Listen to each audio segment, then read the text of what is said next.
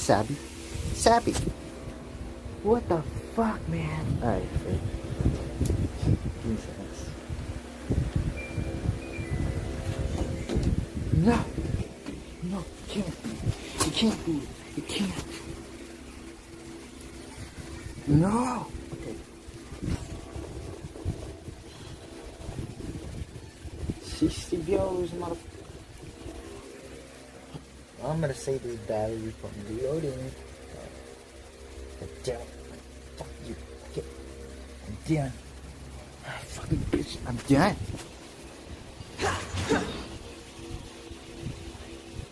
Shit. Okay, what's... Let me check here. Maragusta. Okay. What's inside here? I'm curious. I'm curious about it. Fucking curious. I download Bleach again. I download fucking Bleach again. I'm with two Bleach attacks. Yeah. I said the Brave Souls. I have good stuff there. I just upload shit. But I mean. The wind rises.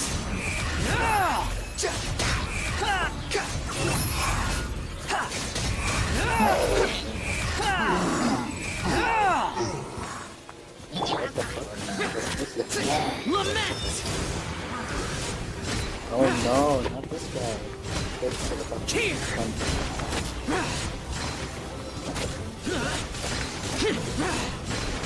Here!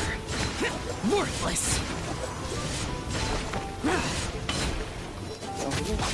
Boring!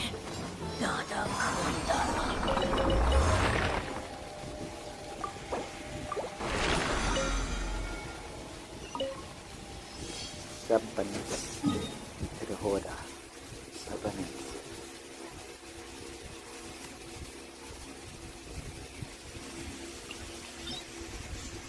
My name is Jeff, and I'm here to fuck.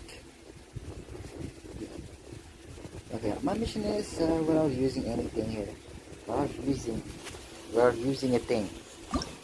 It's a 4 goal challenge. What if it doesn't achievement work? Fuck it. God damn it. Okay. Let me complete this a fucking achievement. Okay.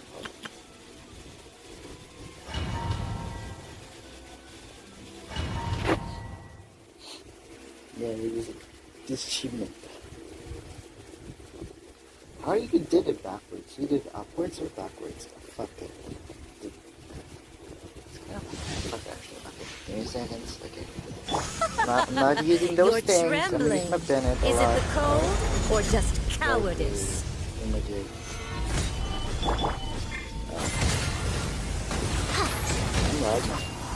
Dude, how the fuck? Let's light it up! Dude, I did low level. Okay, I did low level. Gather! Detestable! Too late for regrets! The Tsaritsa's benevolence has no place for transgressors! I'm going in! Disappear! Into the frozen void!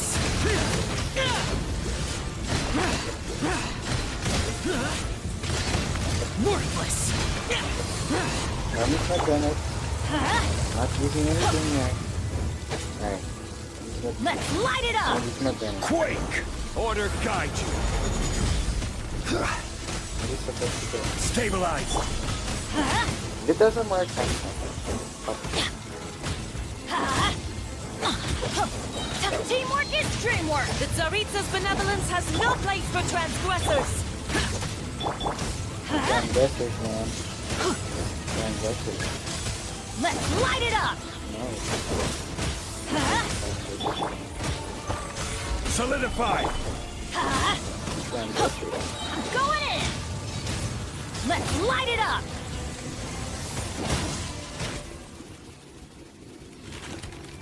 Okay. This is a hard challenge here. Fucking hard challenge. I will have order! Typical shitty challenge. We'll see about that! Oh god. Give me a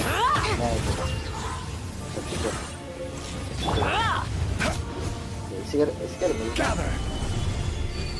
No, it's gonna go that side. Gears of the storm! Everybody stand back! Not every wound will heal. Keep. I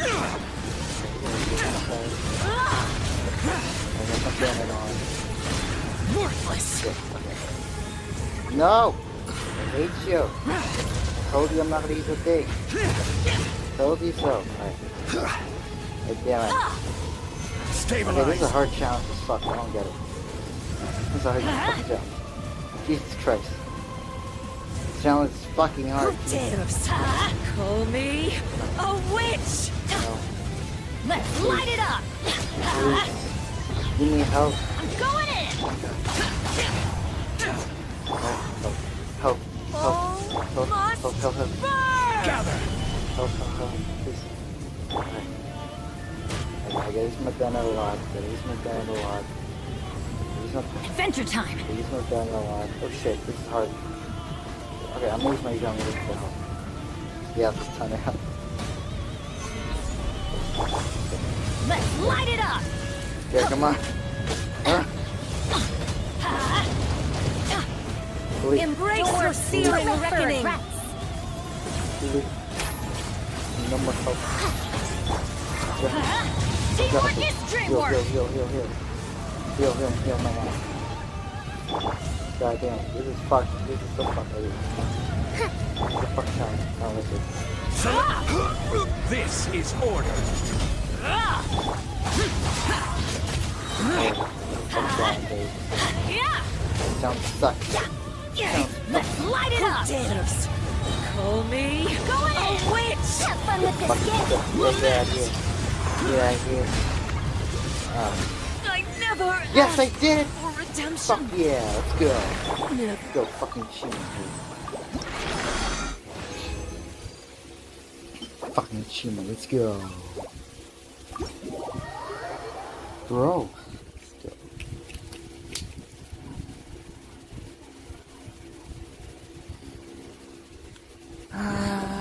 If you have a lot of health, it might be possible.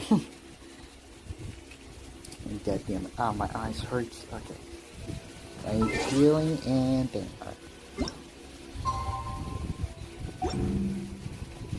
Where's my achievement? Where is it? Oh, okay.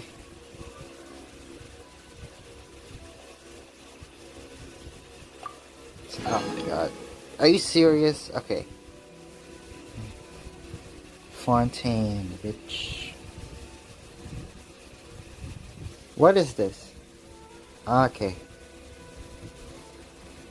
No way. Okay. Shit. J. Trugas. Oh my god. Dude, the fuck is this? Okay. This is chatting, so. Collect bamboo mullet series. Collect a drunk of what the fuck is this, man? Oh, it's not a challenge mode, so I don't get it. I think these other quests, but I don't know. Challenge number 2. Defeat on the. Damn it, I can't find those guys, man. I can't find those guys. They're so rare as fuck, man. They're so rare as fuck. I don't like them.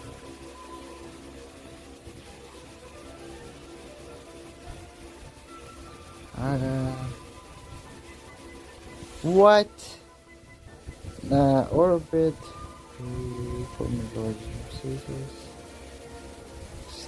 Stop without destroying any depreciable. What the fuck, man? This is so fucking hard. Using fluoride. What? Nah, I'm confused. I'm blind as fuck. Okay. Ah. Are you serious? Are you serious as fuck? Okay. Without diving any water. That's a hard challenge here. I did it in Spiral Abyss, but it's kind of rare, man. It might be possible because literally it's a thing. Check. Goddamn. Okay. Yeah, child is strong and weak body. You always pass out. I don't know why. I didn't spoil it, but fuck me. Someone spoiled me in YouTube. Fuck this. But it's not that. No, I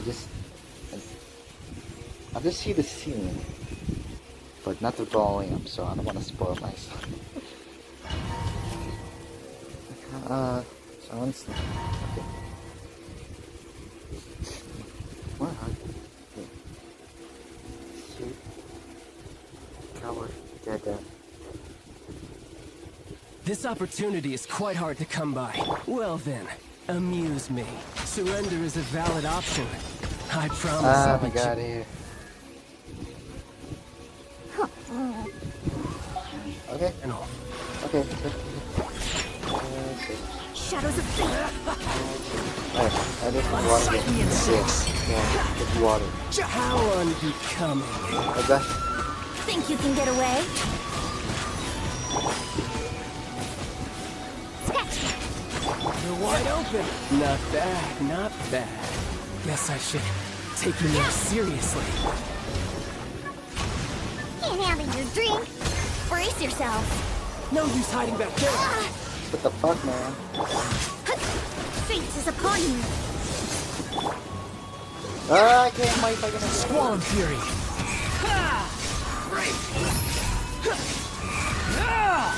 All you do is run.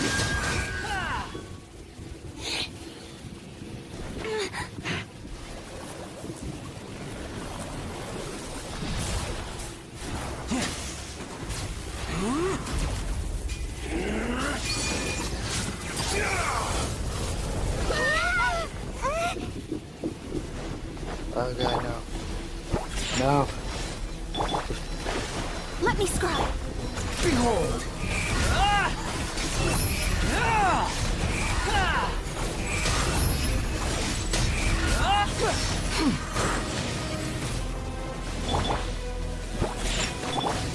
Time for takeoff. Shadows of fate.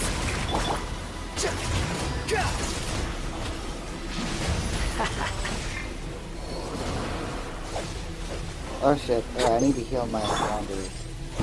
Go, go. I can heal them enough later.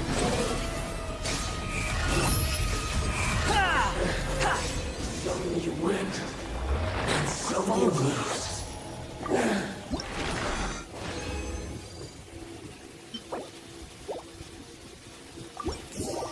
Siblings.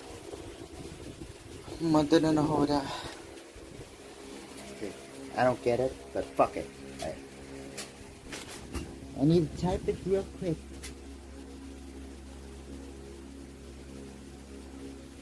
Dude, I need to update the phone real quick.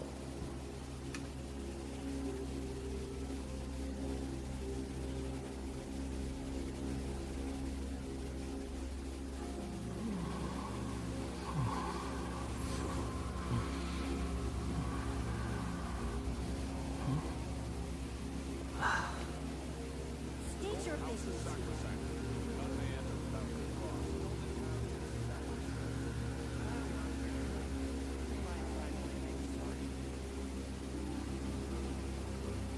No, it's a little bit more frothier, alright? I don't get it.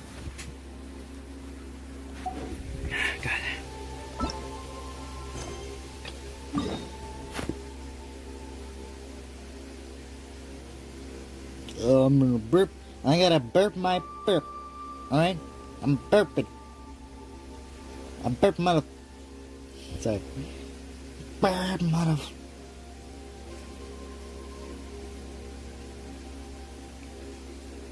She wouldn't say much more. Intrigued, I headed south, but I almost smiled when I heard Camel muttering to himself. Camel? Camel. 10 per week. Wow. Alright. Where's it going? What the fuck, man?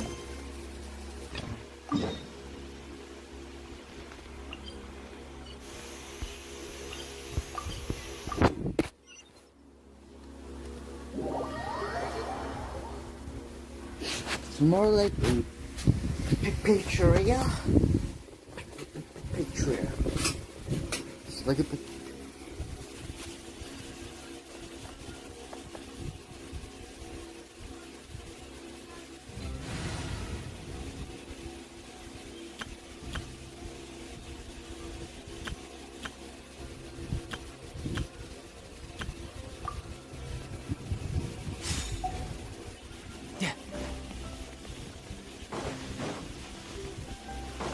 No time to lose.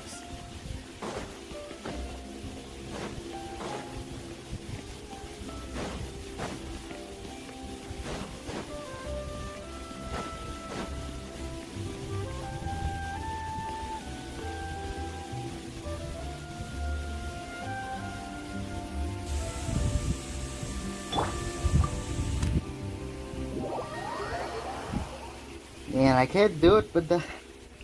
How can you do that? How can you do that? How can you fight a sea monster without any fucking Hasbro toy? I came here several times with my father when I was little, but stopped eating here as often after growing up. I hope the food here will be to your taste. Oh, don't worry. We haven't eaten at a hotel like this in a while. Paimon's getting excited already.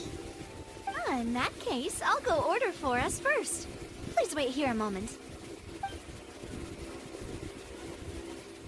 A fucking Hasbro toy. Ooh, everything looks so good. People in Fontaine sure know how to enjoy life. Why, of course. Go ahead, try whatever you like. If the food's good, I'll make a group reservation for the rest of Spina di Rosula next time. And if it's not? Well, then I'll still bring everyone. Albeit with only one dish per table. You, sure have your own way of doing things. Oh, we called this a farewell meal, but we could also treat it like a victory feast, right? We did just win that case after all.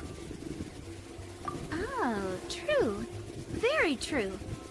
In that case, boss, we'll have another 2 dishes. Huh? Paimon didn't mean that you had to order even more food.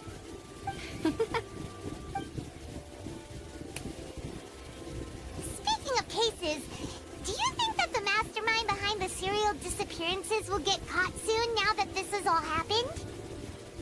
Well, we've certainly taken a big step forward, but I feel that's about it. We know that there's an organization that means to dissolve these young women, but we still don't know what they are really after. If it hadn't happened right in front of us, Paimon wouldn't have ever believed that a person could be dissolved like that. Right? Yet it was because this was such a preposterous notion that the investigation could never really move forward before. Ugh. If only that guy could have finished speaking! We were so close to hearing who was behind it. In such investigations, even the smallest step can seem like a yawning chasm if the trail of clues is cut off. To be honest, I don't have high hopes for any follow-up that the authorities might conduct. It's not that I don't have faith in their ability. It's just that a different perspective is required in some matters. It's easy to guard against and deceive a single narrow perspective. A shift in thinking is required at such times in order to produce a breakthrough. Which is exactly why the Spina di Rosula exist. Those highfalutin folk are not all-knowing. That's why we exist. To seep into the cracks where filth falls through. Where their watch fails them. That's the kind of problems we solve. Seems Paimon thought things were simpler than they actually are. It's all right. Well, this was supposed to be a farewell meal, so I doubt you have further interest in this business, right? Let's talk about something else. Like, what are your future plans? That's true. We didn't have a chance to speak to her after the trial ended. It didn't really seem like the right time or place to do it anyway. I see. So, your primary objective, which has been foiled so far, was to have a chat with the Hydro Archon. I've heard that there's a long line of people waiting to meet Lady Farina. I suspect you'll be waiting for quite a while, considering that you missed your chance today. Yeah, we've heard that she's super popular here in Fontaine, and that it'll be tough getting any of her time. Well, would you consider some more, unique ways? Perhaps even methods of, let's say, questionable legality? Guess that's Spina di Rosula's boss for you. Chock full of sketchy ideas. Well, what did you have in mind? Well, one way would be to infiltrate a performance troupe at the Opera House, only to abandon your act at the play's climax and ask to speak to her after the performance. I'm sure Lady Farina would be eager to see the ending, and would agree in order to finish watching the play, don't you think? Could you suggest something a little more practical? This plan seems pretty hard to pull off. We'd have to go learn how to act, and acting's really hard. Alright, here's another. Find a way to conceal yourselves under her bed. Then, wake her up in the dead of night and demand answers. Don't let her go back to sleep until she answers all your questions. I can personally testify that this one works. When I'm sleepy, I'll do anything as long as I can finally get some sleep. That might work, but that's not really the problem. The problem is we don't want to get ourselves arrested. Ah, valid point. I overlooked that part. I was just thinking about leveraging a person's desire for sleep. All right, no more joking around. Perhaps you could... Oh, I don't know. Cut the line when she's on a break. You did defeat her in court, clearing citizens of hers from false accusations. False accusations she had nearly upheld personally. I imagine that she feels quite ashamed about the whole thing. You mean that if we catch her while she's on a break, she might be too embarrassed to refuse? Oh, that does make some sense. Why don't we give it a try after this meal? You know, strike while the iron is hot and all. Huh? Paimon, did you drink my Fanta? Was this your drink?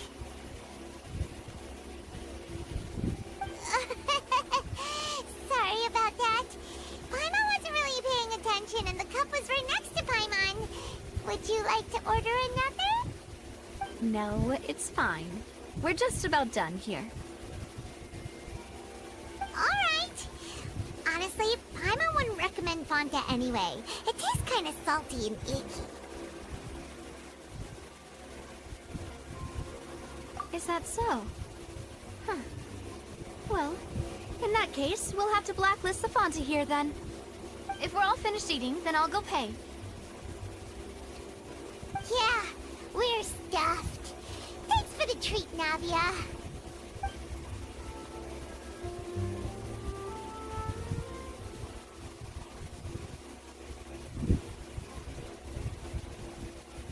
Go purple again. Go purple. Okay. What's that? Oh, green. And blue. Okay, what am I fucking crazy of this? And white. Okay, never mind.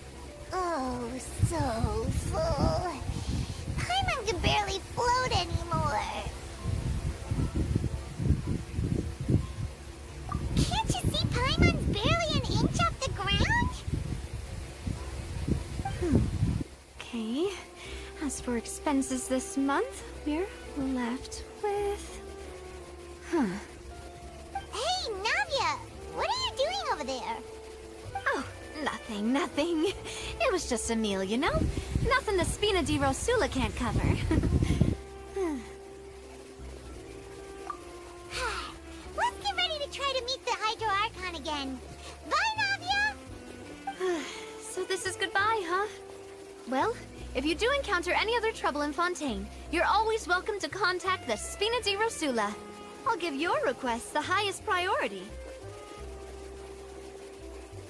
In any case, I wish you smooth sailing. I'll see you again, partner. See ya!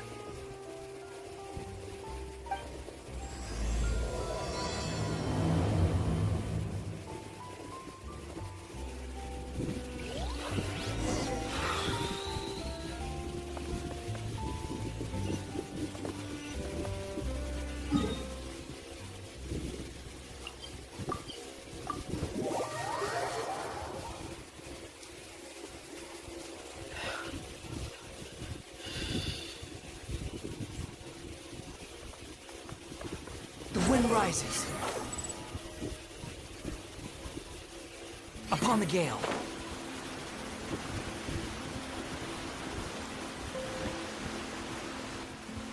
There aren't many people around anymore. Looks like that boat we took to Araneas might have been the last one. Vache. Looks like we're back here again. Huh? Traveler? Are you hearing voices again? Yeah. Ugh. That's kinda spooky. Are you sure we don't want to come back in the morning? Vache? Vache. Hey, why are you still walking towards it? There might be something nasty in the water. Huh? Hang on. Paimon can kinda hear a voice. It's calling for Vache, right? Hey, Traveler? Stop walking! Come on, wake up!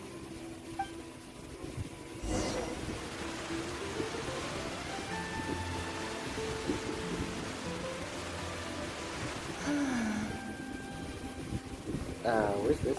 Vache. Are you my dear Vache? No, wait. You seem to be someone else. Do you know Vache? Do you know where my love is? Wait. Who am I? I'm very sorry. I fear I do not know. My memories feel like they have been washed away like a flood. So many fragments dissolved amidst the tide, never to be recovered. How much have I lost? How many things that I once held dear while on land have I since forgotten? Yes, that is what I was once. But now, I am but the consciousness of one who is lost, therefore. I do not know how I came to be like this either. I only vaguely remember being covered in light blue water, and then all grew dim. I also remember going to many places.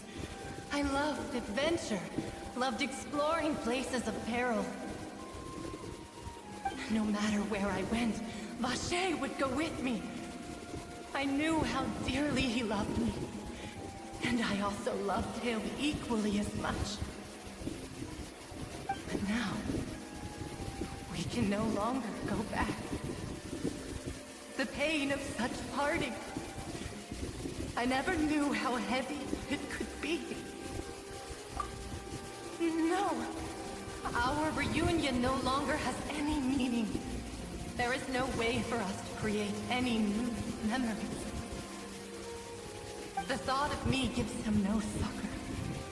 So let it lie forgotten beneath the waters. If you meet Vache, tell him not to look for me. Tell him to move on. That is the only thing I still remember.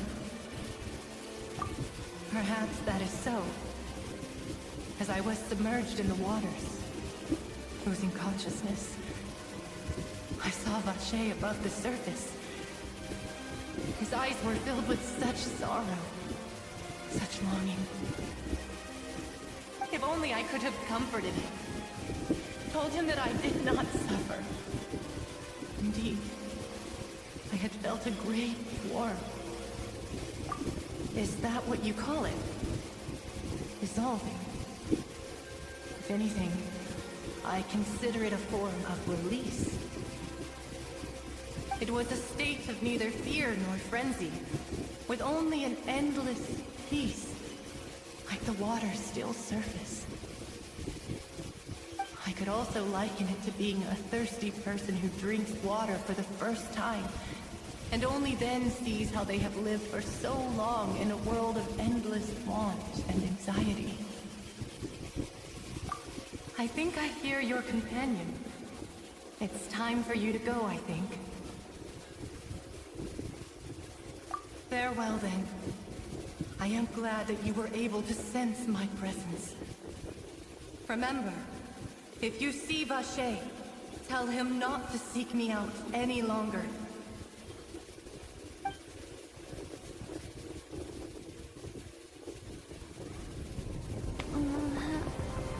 Wake up! Come on, Navi! Navi is outnumbered!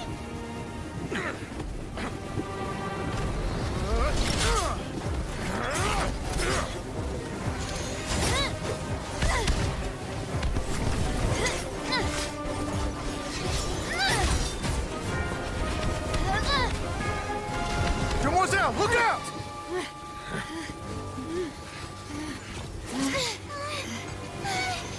Dear God, it's a whole army of Gardamex.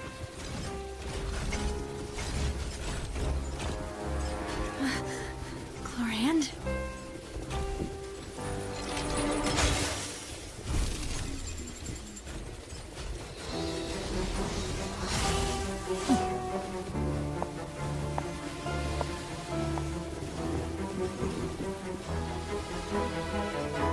Quick, now's our chance!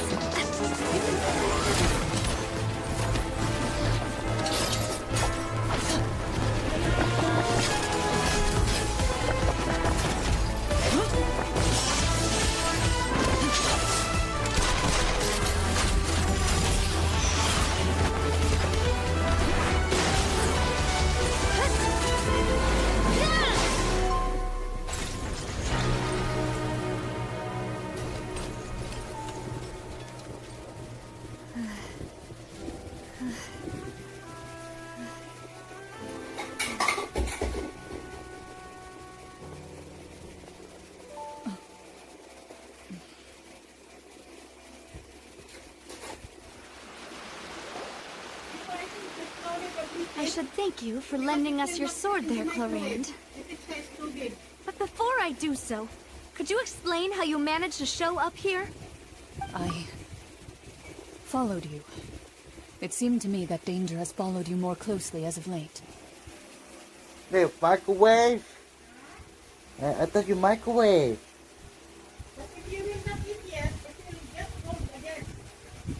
Do you microwave again? Is it hot? Wait, almost done, wait. I believe that following someone without their knowledge is actually called stalking, is it not? Mr. Callus's last wish was for me to ensure your safety, and I will not betray his trust. He would do the same, were he alive today. Do not speak of my father! Sorry, Demoiselle. I was not strong enough. Thank you for your aid, Miss Chlorand, but do keep an eye out for your manner of speech. I believe we all wish to avoid unnecessary emotional harm. Sorry, I did not consider your feelings. What? Huh? It's just pieces. I mean, just top pieces. Doesn't fit. No, just slice it half. Top pieces.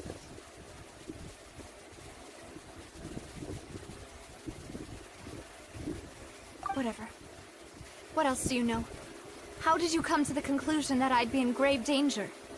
I doubt I know much more than you, but I believe that the mastermind behind the serial disappearances is very powerful. Your performance tonight will almost certainly attract their attention. I'm sure they've known about me. To be honest, I'm shocked it's taken them this long to act against me. And what about these Gardamex? I thought only those associated with the Maison Gardiennage could control them. None of these mecha have serial numbers. I was sure to check a moment ago. They are not the ones used by the authorities to enforce the law. I can only conclude that some powerful or wealthy party must have obtained them via illegal means, deploying them as a private force of sorts. What? Your point being that they're out of Spina di Rosula's league, then? Yes. Be careful, and do not act rashly. I will continue investigating no matter what. We will bring the truth to light. That's my father's true last wish. Regardless, thank you for your help today, Clarand. But if you get any ideas, tell me first. I don't much appreciate being followed. I do not think that they'll strike again anytime soon. So I shall stop following you. Good day, all.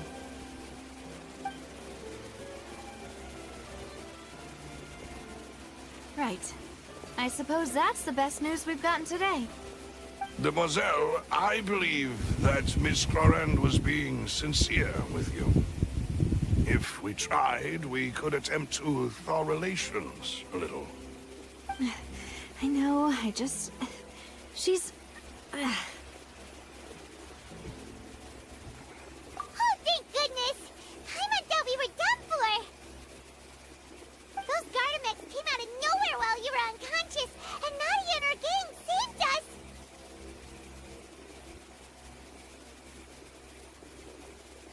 Oh, and there was that champion duelist named Clarand who came out to save us too! We got lucky there. Paimon probably couldn't have fought them off otherwise. Oh, come now. Forget all that polite talk. That wasn't really a farewell meal we had back there. Not for me, anyway. In truth, I hope that every meal we have together shall be a victory feast. As such, we're still partners. There's no need to thank me. It will take 50 years for me to match Demoiselle's magnanimity. If it were me, I would have joined the Spina di Rosula on account of her goodwill long ago. All right, you two. That's enough. Actually, Navia, how did you know that we were in danger? You sure did show up in the nick of time. Well, to be honest, you're the one who tipped us off, Paimon. Huh? Really? Paimon contributed somehow? Cool, Paimon's even more amazing than she thought! Yes, all thanks to you grabbing my drink by mistake. How did that help? After we parted ways, I was on the way back to one of our bases when I suddenly thought of what you said. That the Fanta tasted kind of salty and icky. Fanta only comes in sweet flavors, so how could it have tasted salty? The color of the drink, if I recall, had also been a bit off. So the Fanta had been spiked with water from the primordial sea? Yes.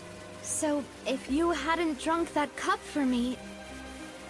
Spina di Rosula is preparing the grandest of awards for you as we speak for saving the boss. Huh? Really? I sent people to Hotel de Boer to investigate, but whoever did this left no trace at all.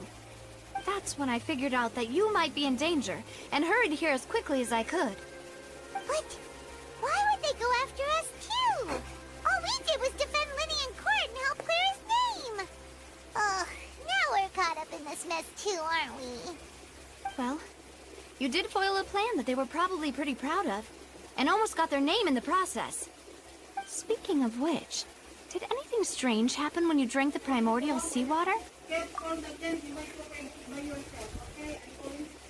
Okay. Alright, I'm not done. Well, I'm not it done can't be watching. coincidence that the traveler I'm watching. fainted just now. She said that she heard that voice calling for Vache again. Oh, and this time Paimon heard it too, but it was real faint. Does this situation have to do with the primordial seawater then? Does that mean the primordial seawater raises someone's sensitivity to hydro when it's used on people who are not from Fontaine? That doesn't sound like too much of a bad thing, to be honest. I'm watching. I'm watching. New intel? While you were out cold? Well, let's hear it, shall we? Oh, that is important. No, wait, I'm watching. I'm watching. Vache. That name doesn't ring a bell. I suppose he hasn't stepped forward as a witness in court lately. I am watching. Now I want to lay down and watch. Almost done already. Oh, almost done. Since he saw that young woman dissolve, he was at least at the crime scene. But he never gave testimony or any information regarding people dissolving in the primordial seawater. Could he have been threatened? Yes, thank you. This is very important information indeed. We will continue to investigate. Oh, you mean you'll help us investigate? Well, you did say that our farewell meal didn't really count. That means we're still partners, right? And besides, we're in this now whether we like it or not. You're not gonna let those people who targeted us get off the hook so easily, are you, Traveler? Demoiselle, do try not to look quite so pleased. You are the face of Spina di Rosula, after all. You talk too much. Well, in that case, let's head back to one of our bases, shall we? I'll arrange accommodations for you. We also have some plans to go over, and hopefully we can deepen our bonds as partners. But we'll take that one step at a time, I guess. Don't worry, you two. With us around, our base is definitely secure.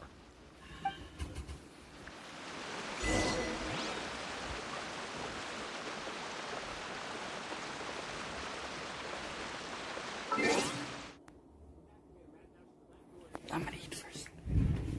Okay, I'm done.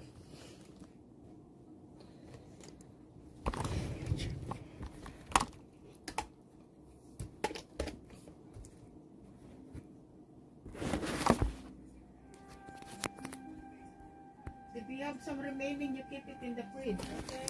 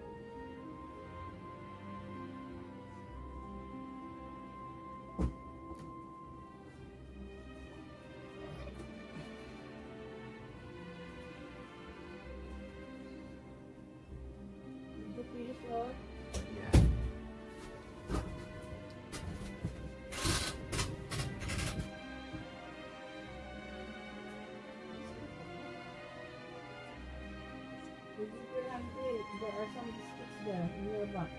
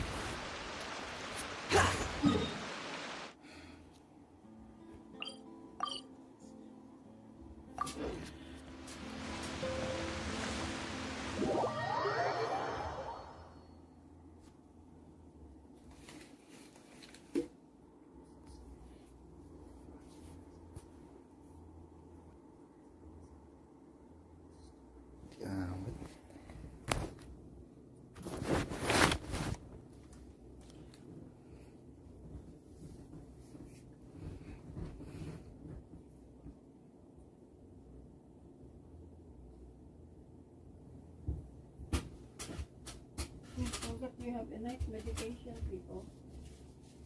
You have a night tablet.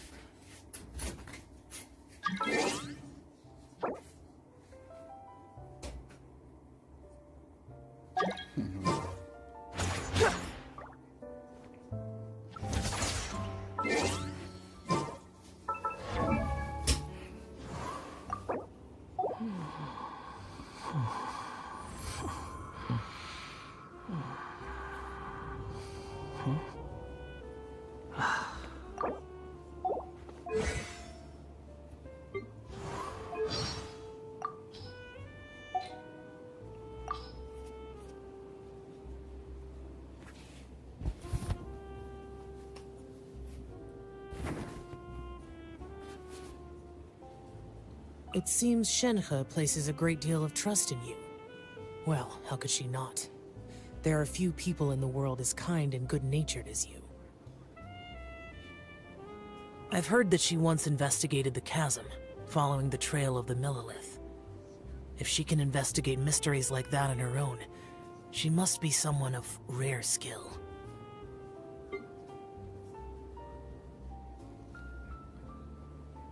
Weak! Get back if you want to survive! Is this retribution? Conquering demons is what I do. Get out of my way! Worthless! Worthless! Here! If it's useful, I'll take it. There's quality here.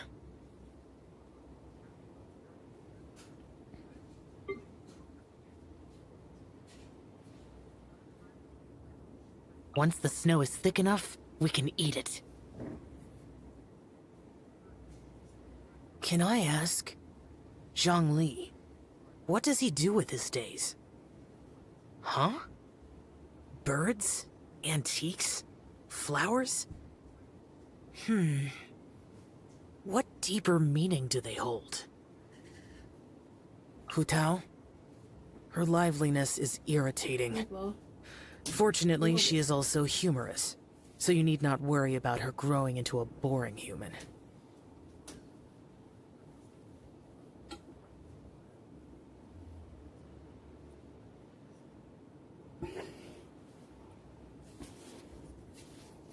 Venti? So that's the name he goes by. His tunes are... forget it. Ganyu is neither mortal nor illuminated beast, wandering both the mortal and Adepti realms with duty as her sole guide. It was inevitable that you would become perplexed. What, me? You believe a yaksha who knows nothing more than how to massacre countless souls and emerge unscathed is a suitable mentor for such an individual? Your mind occupies a very different world from that which your body inhabits. Go ahead. Boring. Useless.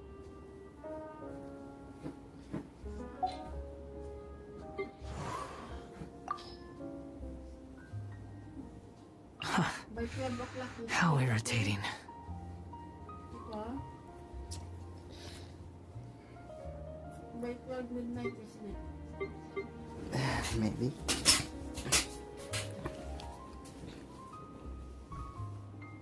You play again.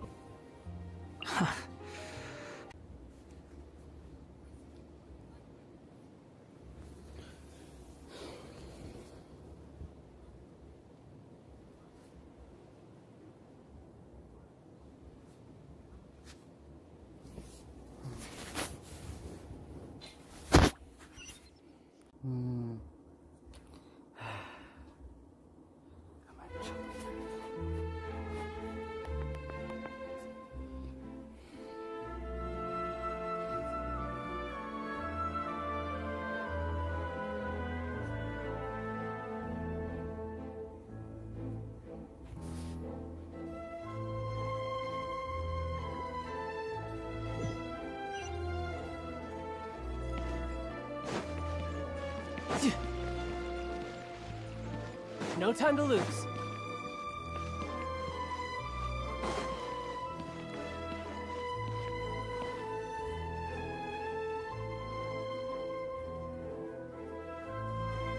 It's right up ahead, but let's make sure we weren't followed first. I've been keeping watch, Demoiselle. I haven't spotted anyone suspicious thus far. Huh, very good. But let's not let our guard down for now. I shall find rooms for our respected guests. Thank you, Malus. Now, let's continue, traveler.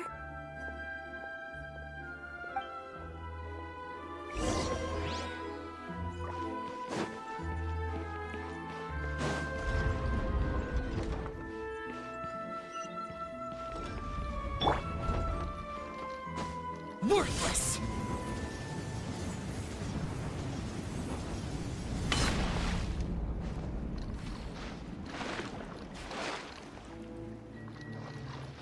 How did I get it?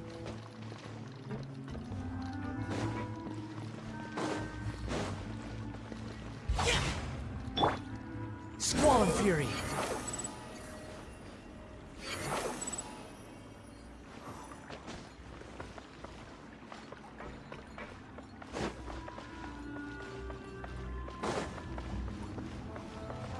The wind rises.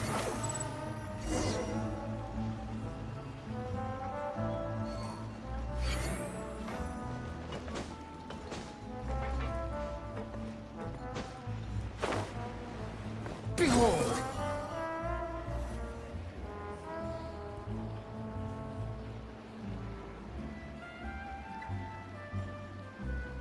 So, this is your base? It's not quite what Paimon imagined. Your accommodations have been arranged. Under the present circumstances, I can confidently say it's the best we have. Well, our funds have been a little tight lately. After all, we don't allow illegal or unethical profiteering. In fact, our funds often come from citizenry who support us. Seems like it's tough times for everyone. But if you have the support of the people, that does sound like it's worth it. To be honest, our financial situation was a lot better back when my father was in charge a few years ago. I'm afraid I'm not quite his equal. Your father... He was the previous boss of Spina di Rosula, right? How did he... Demoiselle, if you'll allow me to explain. No. I'll explain it myself. I suppose I couldn't run from this topic forever. And as partners, this is something I hope they can understand. My father's name is Callus. Yes, the same one they call Callus the Unfaithful in the streets. 3 years ago, he was accused of murdering his own friend, but he chose a duel to defend his honor instead of standing trial. He died in the duelist's ring. Oh no. But I do not believe my father was a murderer. I'm sure he was set up. At the time, I believed that if he only stood trial and was duly investigated, something amiss would crop up and prove his innocence. But strangely, he not only requested the duel himself, but rumor has it that even after being seriously injured, to the point where he could be deemed as having lost the duel, he refused to surrender, determined to die in the arena. 3 years later, I still don't understand why he did that. How could he protect his honor if he's dead? If anything, he gave up his chance to defend himself.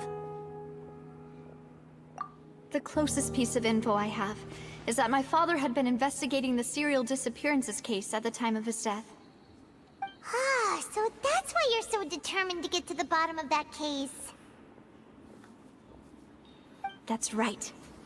I've also tried to investigate the murder my father was implicated in, but I haven't found a single new clue in my countless reviews of the investigation records. However, I believe that if the murder case is related to those behind the disappearances, they must know something. I must know what really happened. Was my father coerced? Framed? Even if he really did kill his friend, I must get to the truth. If only he'd been more open with me when he was still alive. He even hid the fact that my mother died due to complications when giving birth to me. And now, here I am investigating his death. You really are a handful, aren't you, Papa?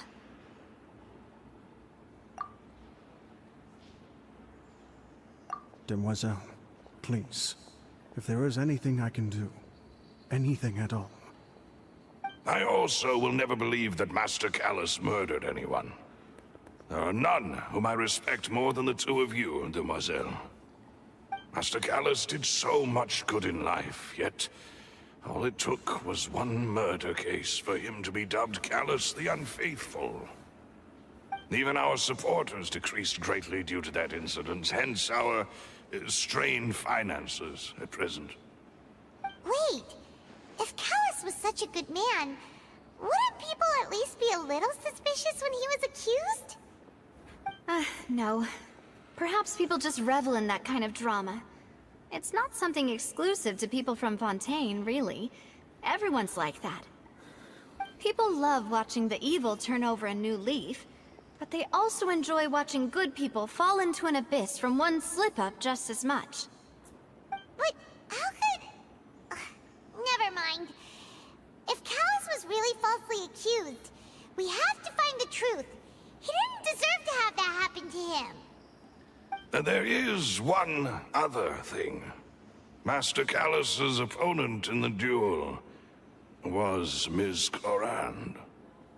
Oh, her? Well, then, isn't that as good as saying that she was the one who killed him?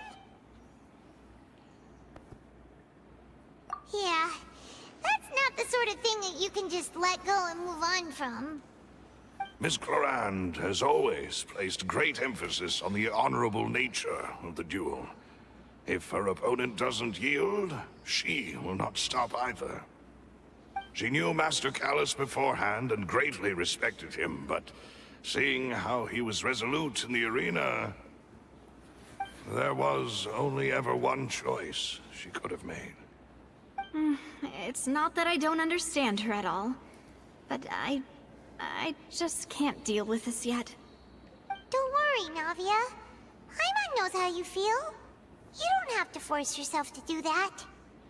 Afterward, Ms. Clorand told us that at the start of the duel, Master Callus requested that she ensure Demoiselle Navia's safety.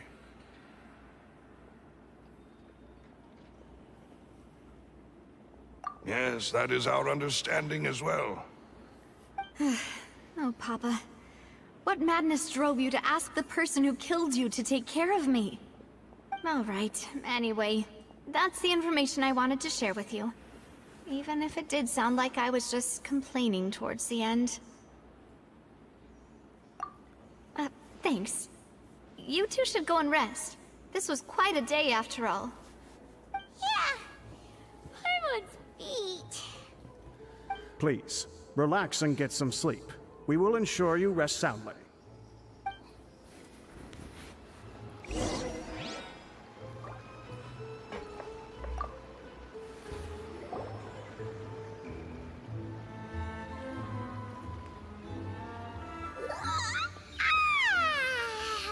Paimon slept so well.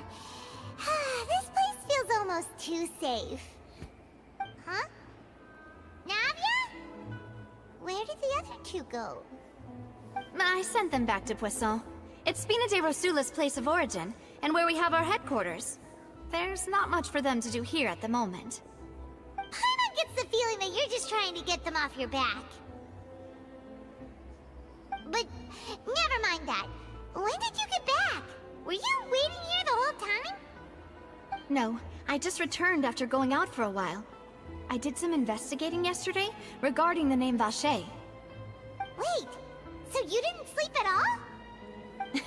How could I after having such critical new evidence appear? Guess Paimon wasn't speaking for everyone just now, huh? Unfortunately, this name seems to have been wiped from existence. It doesn't seem to have a match anywhere.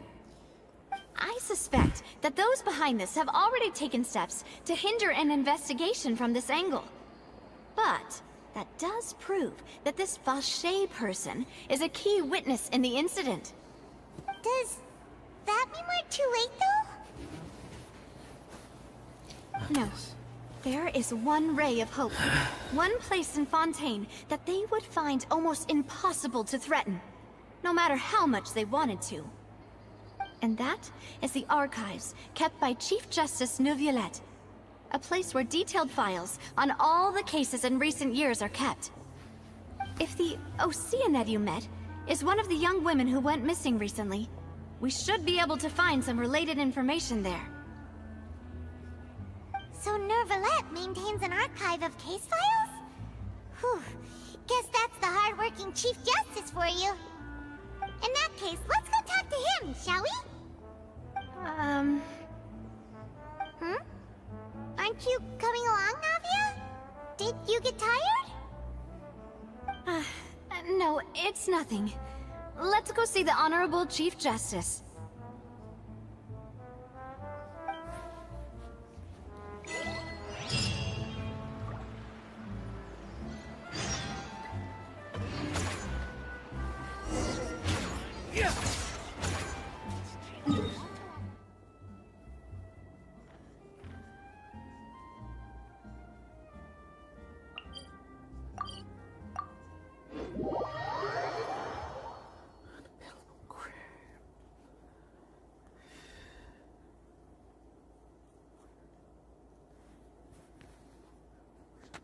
The Palais is right up ahead. Come on.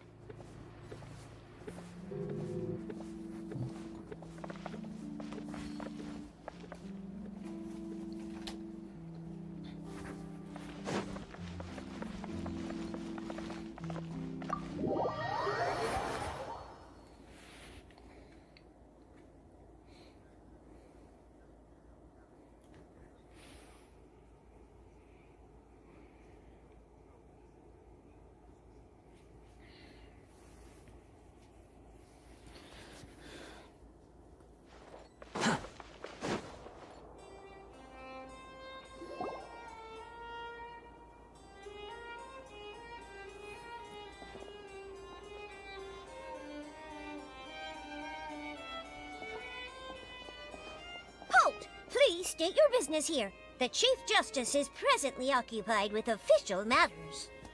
Huh. This place does look pretty heavily guarded. Guess that proves that Neuvillette's files are really secure. Hey, don't you recognize us? Huh? Who are you? Just to be clear, I don't care who you are or who you might be related to. Our rules make no exceptions. See? They've got great discipline, too. Yep. Paimon can tell. If you're here just to crack jokes, I can point you towards the exit. Unlike some, we're busy, so please leave if you don't have a reason to be here. No. What I meant to say is, shouldn't you remember us from a few days ago? We were at the trial of the great magician Linny. Oh, yes, I remember. I read about it in the Steambird. You must be Linny's attorneys. It's all coming back to me now. We're here today to report and archive some information on a follow-up case. Huh. Is that even a thing? Of course. Don't worry. We're here on official business. You can trust us. All right then, I'll let you through. The Chief Justice is just inside. Thanks so much.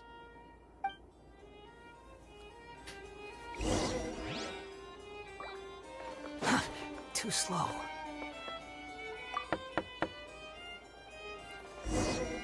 Please come in.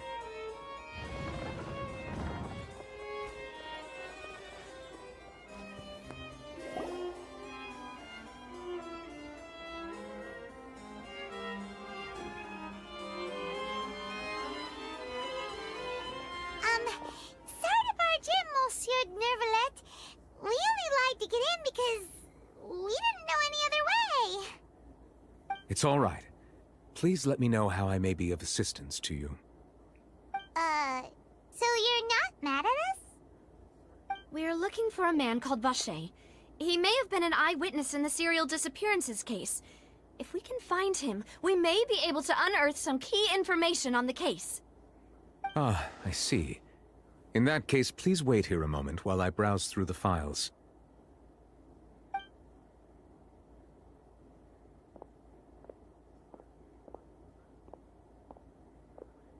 Who knew that Nervalet would be so easy to talk to?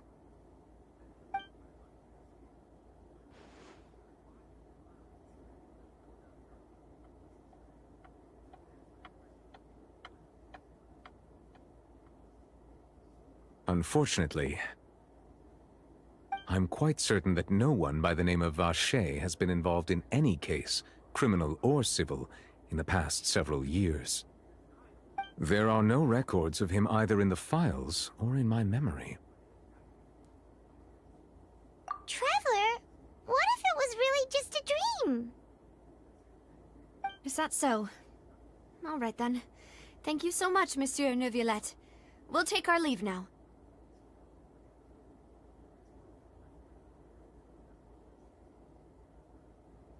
Ahem.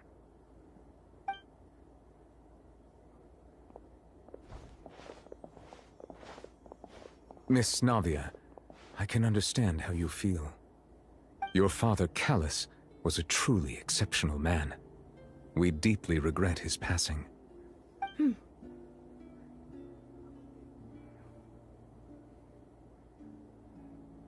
And what are you trying to say, Monsieur Neuvillette? Are you trying to console me? Extend your sympathy? Or just express some tendril of regret? No. You are not trying to do any of that. I can hear it in your voice. There's no emotion behind your words. You only said those things because you felt like you should.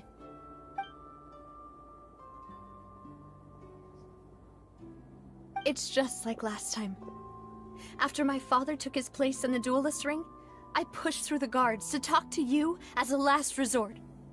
You even told me then that you thought there was something fishy with the case, yet you still allowed the duel to go ahead. In your eyes, the value of a human life is nothing compared to those cold laws you hold so dear.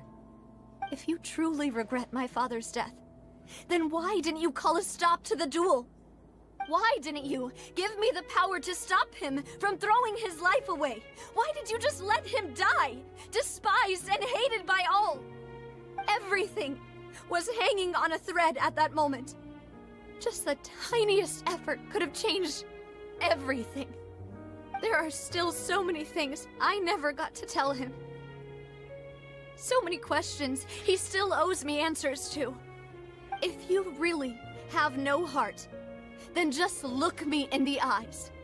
I, Navia, will show you the true meaning of regret.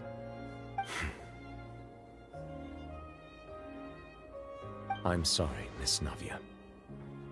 You and my father are truly alike. You keep all kinds of things in your heart and never say a word to anyone. It's not so much that you can't feel, but that you would never express anything. Oh well. In any case, everyone already knows full well the apathy of the Chief Justice. My apologies for taking my emotions out on you, Monsieur Chief Justice. Let's go, Traveler and Paimon.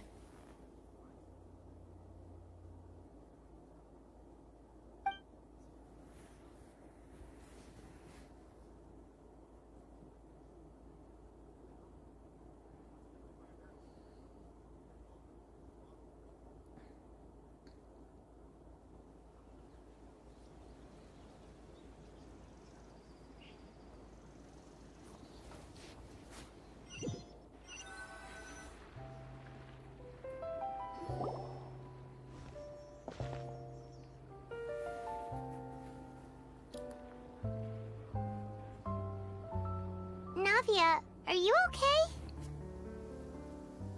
I'm fine. Rain. It's raining. You're right. Wasn't it still sunny when we went into the building? And there shouldn't be any active trials today. How strange. Now that I think of it, on the day my father was convicted of murder, it was also raining. What is it? Did you think of something?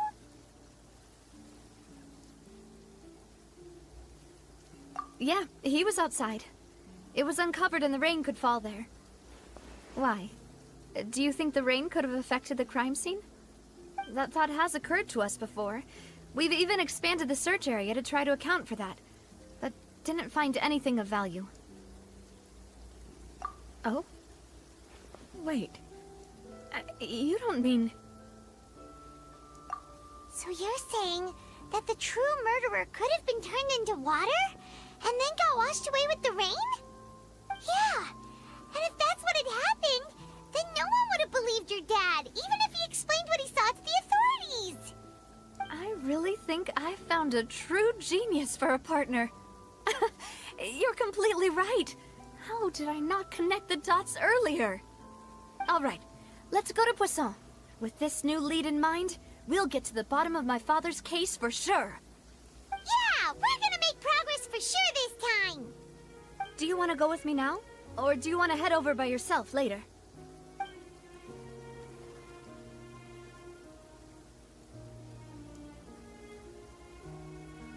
Great. Let's go then.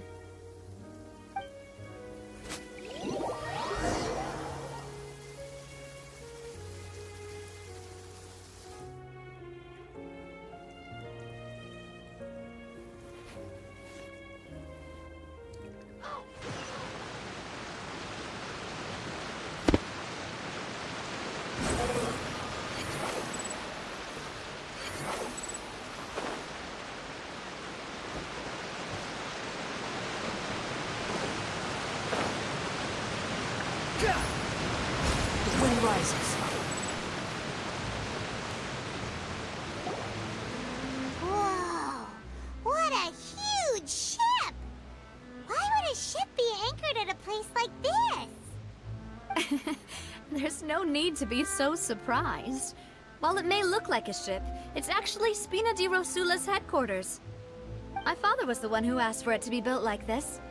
Perhaps our taste in exterior design is the only thing we occasionally had in common. A gigantic and glamorous ship embodies discovery, opportunity, ambition, and conquest. It symbolizes Spina di Rosula's bright and limitless future. And Paimon thought you were bluffing when you said Spina di Rosula had a glorious past. Paimon was confused why a group with such a history would live in the sewers. But now that Paimon has seen this ship for herself, she's been convinced. Well, Poisson is where Spina di Rosula began, after all. It's our main base, our home.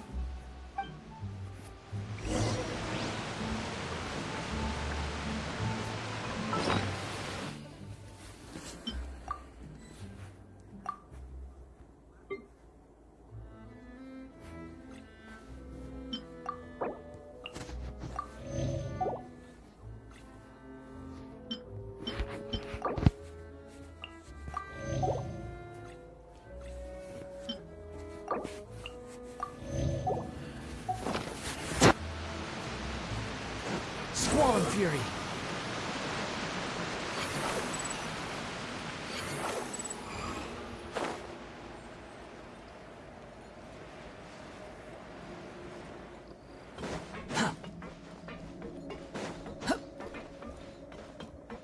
The wind rises. Too slow.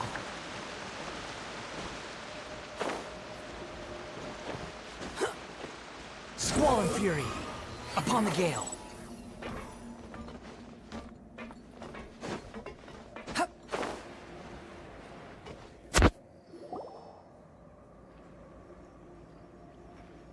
Melus, we're back! Apologies for the wait, demoiselle, and our most important partners. You said before that you still had some business at the court. What brings you back to Poisson so quickly? About that. It's because my partner here reminded me of something really important. You see, what if my father's case had something to do with water from the primordial sea? You still remember, right, Melus? On that night, it was raining? Yes, the case was quite similar to that of Mr. Linney's. Both were what you'd call impossible murders. Could you tell us a bit more about what happened before? Yeah, of course. Many years ago, something called synth began to gain popularity in Poisson. At a glance, it was a kind of drink that could excite your mood and produce many pleasant hallucinations. Wait! Didn't that guard guy who turned into water also mention that the primordial water could be used to produce some kind of potion? Yes, he did. Considering what we know now, it's almost certain that synth is created using water from the primordial sea. If you drink synth for an extended amount of time, you'll suffer many side effects, such as losing the ability to focus or control your emotions. And if you were to stop drinking it completely, you'll experience flashes of paranoia and anxiety while lacking energy to do anything. It's an extremely dangerous substance. As he oversaw Poisson, my father was compelled to put a stop to synth abuse and called for a complete ban of it. Boss's uncompromising attitude incurred the synth vendor's wrath, but no matter how much they threatened or bribed him, he refused to yield. Not only that, Boss became determined to find the mastermind behind the synth operation and put an end to the problem once and for all. Yes, but the enemy was very cunning. So he could never get anything out of the dealers, all of whom only sold the stuff and weren't privy to the rest of the operation. Recognizing that, my father decided to contact the dealers in secret and cultivate personal relationships with them. Finally, he was able to convince someone to become his informant. The man's name was Jacques. He felt greatly ashamed about his work after seeing many families destroyed by synth abuse. That night, my father hosted a banquet at his countryside estate. He planned to meet up and exchange information with Jacques over some food. But then, we heard 2 gunshots from the courtyard. We raced to the scene and found my father, still holding a gun, and Jacques, who was already dead on the ground. Huh? How did that happen? Aren't they on the same side? Sounds just like Lenny's case, doesn't it? In both cases, the culprit seemed obvious, but neither appeared to have any motive at all. Looking back on it, though, I now believe the most important clue was something we all overlooked at the time. there were pieces of clothing left at the scene. Precisely. It's all thanks to you that I made the connection now. Back then, we all just thought they were some costumes that Jacques used to disguise himself at the banquet. But, considering it now, it's almost certain that they belong to a third person at the scene. With one extra person, we'll also need to reconsider why the 2 shots were fired. You're right.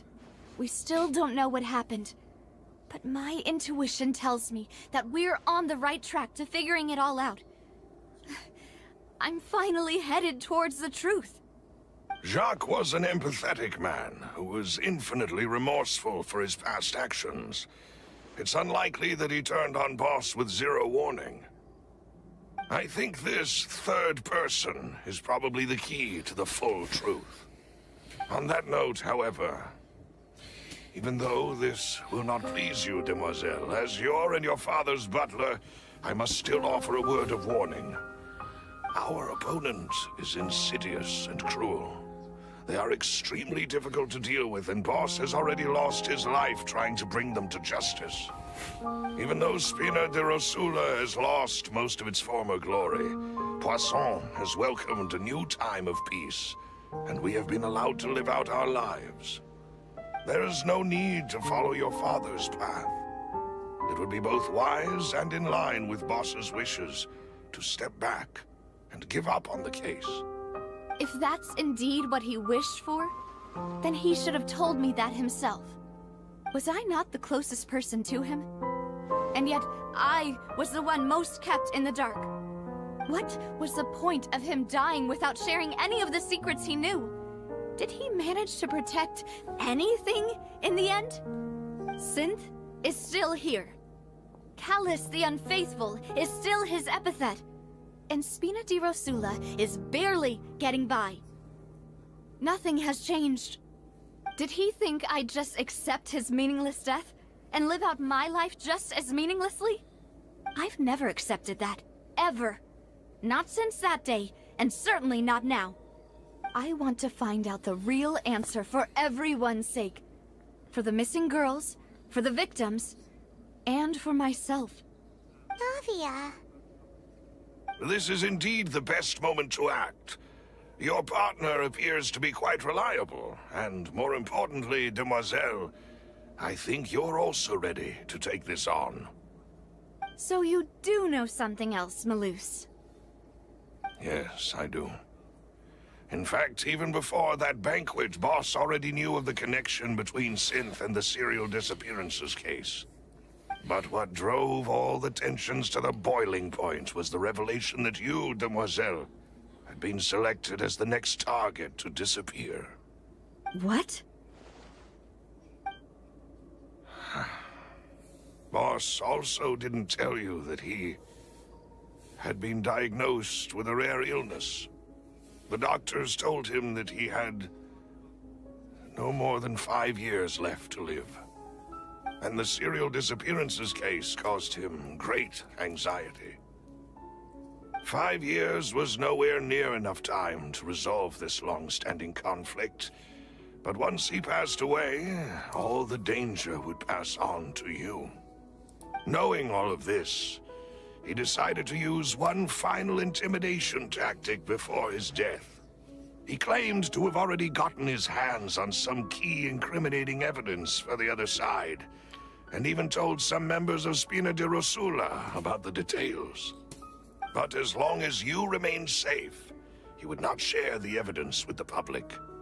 If something were to happen to you, then he and all those he told would immediately expose all they knew about Synth and the disappeared victims.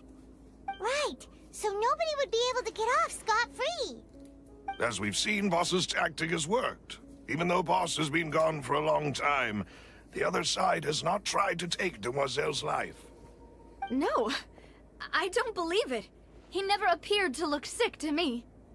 No father wants their daughter to see them weak and haggard, especially someone as proud as Boss. To him, dying in a duel and suffering lasting dishonor as the Unfaithful were still far preferable than losing face in front of his daughter.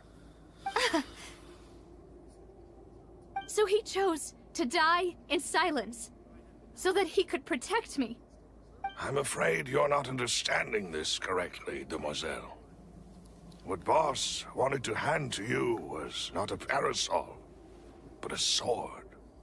If Boss's spirit could hear you telling me that you want to find the answer for the sake of everyone involved, I'm sure he'd be extremely proud. That fool. Couldn't he have just given it to me straight? No. He might have set up everything precisely because he never thought I'd be able to understand him. Is that the amount of confidence he had in me? And what if I was never able to make it to where I am now? Yeah. I suppose that's true. With the way he'd set things up, if I had wanted, I could have just lived out my life without a care in the world. But thankfully, he rarely talked to me about complex matters, and thus understood little of me as a person. In this case, he really didn't need to give me an easy way out. Huh. Malus, what was the key evidence that he shared with you? It's the location where synth is produced. Essentially, it's the enemy's headquarters. When he was threatening the enemy, Boss didn't share the specifics of the incriminating evidence he found. But if you want to use it against the enemy, you'll still have to take several things into consideration. Why? If we know where the place is, can't we just go storming in? You mustn't forget that we're fighting against a mysterious and dangerous organization that's been in operation for decades. There's no telling what might be lying in wait at their headquarters. We also have no idea what kind of evidence we may be able to find inside, nor what people we may be able to capture. But a single visit to their headquarters would be tantamount to a formal declaration of war. The worst case would be that we leave empty-handed, but also open ourselves up to full retaliation. Then, in that case, why not work with the Fontaine authorities? Well, you saw one of them dissolve during Mr. Linney's case. We have no idea just how thoroughly they may have been infiltrated. Huh. That's true. Seems my father really had no choice. But things are different now. It should be a lot easier to prove the other side's guilt, now that we've connected Synth with the disappearances case. You sound like you've put a lot of thought into this, Malus. I am the butler, after all. I live but to serve the boss and Demoiselle's will. I've always been willing to take on any kind of risk for your sake. But considering my relative lack of ability, I've spent my time keeping secrets, performing basic investigations, and waiting for the right time to come. Thank you for all of that, Malus. Have you discovered anything new in the past few years? Let me think. One conclusion I came to was that the enemy must be quite familiar with Spina di Rosula, or at least have an informant planted here. When I announced orders to the organization's members on Demoiselle's behalf, I used to deliberately keep a few people in the dark and observe the reactions of the synth vendors. If the vendors didn't change their plans, then the individuals informed of our orders must be innocent. If the vendors packed up and fled, however, then someone must have given them the news. After several rounds of testing and investigative tracing, I've narrowed the suspect list down to 3 people. The first is Florent, Spina di Rosula's senior advisor. Huh? Florent? Yes, surprising, isn't it? He was one of the people Boss trusted the most, which also means that he was someone who understood Boss really well. Thanks to his position within Boss's innermost circle, he always knew our upcoming plans and could thus avoid capture this whole time.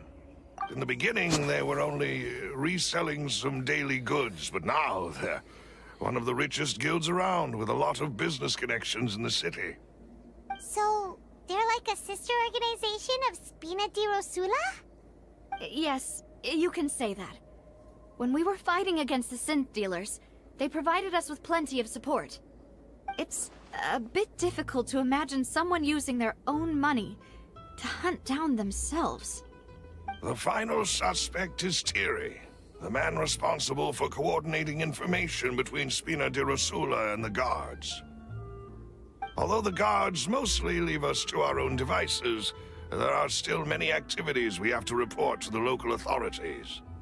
Since Thierry is always in the know about our current activities, he could theoretically always plan one step ahead. I see. These are all people who I communicate with quite regularly. To think that the enemy we've been fighting against has been right next to me all along, among those I trust the most. It's almost too hard to believe. If you want to investigate them, please take every precaution to not alert the quarry. Judging from our experience, the enemy is extremely cautious. Of course. And thank you, Malus. You've provided us with a lot of great information. You're too kind, my lady. I'm just doing my duty. And before I forget, proving Boss's innocence would also mean clearing him of blame in Jacques' death. After that incident, Jacques' wife and daughter were taken into the Spina's care. They still live in Poisson today. If it might help, you could also pay them a visit. I can make the necessary arrangements. Oh, thank you so much, Malus. You really are the best. A new case awaits, my dear partner. I hope we can work together to uncover the truth and end this case once and for all.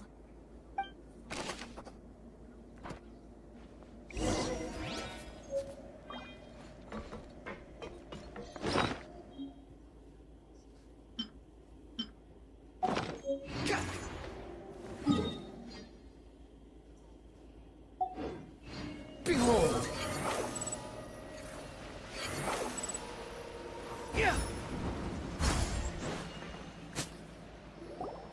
It is settled, then.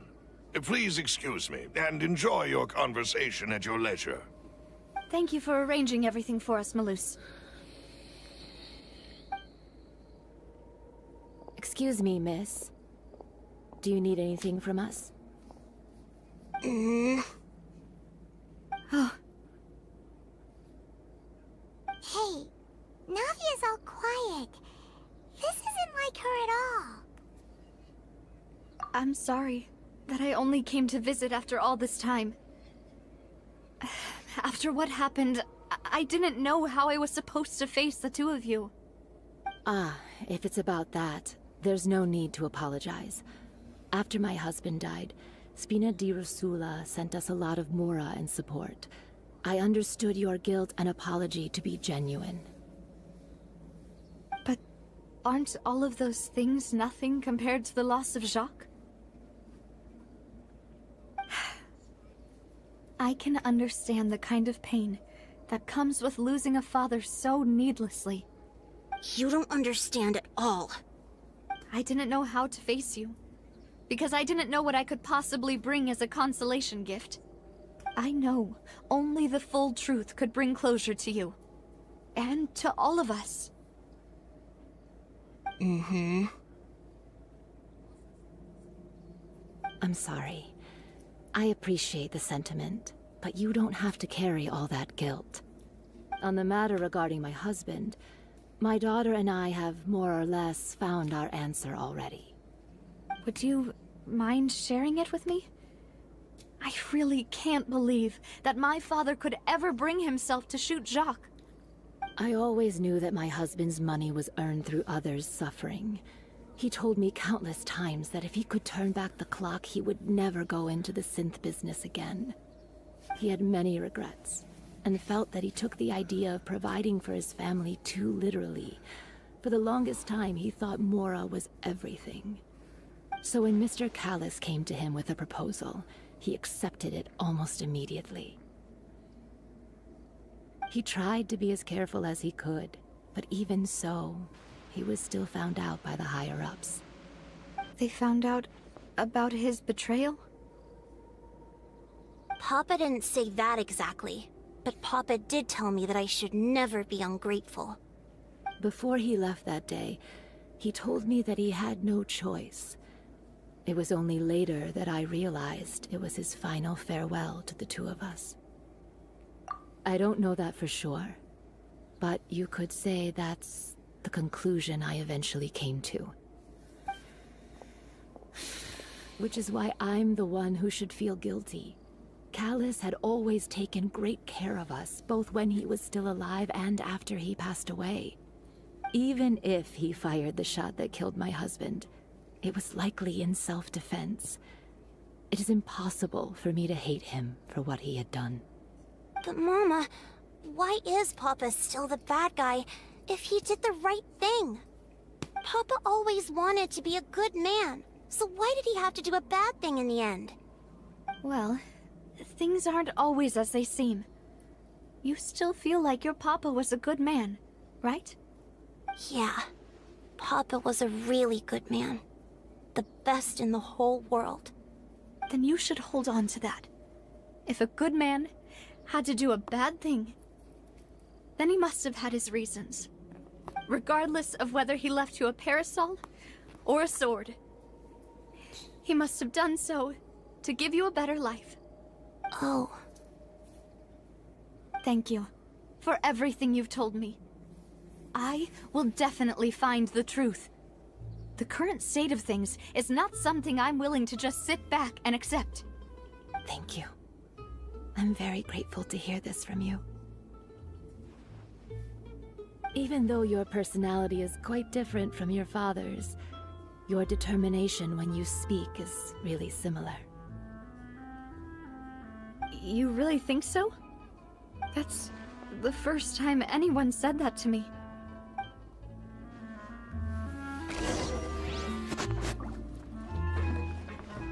Are you okay, Navia? I'm fine. Don't worry. Let's investigate the 3 suspects next. Florent should be nearby, and we should be able to find Thierry and Uncle Marcel in the city. I'll get myself together on the way, so please don't worry.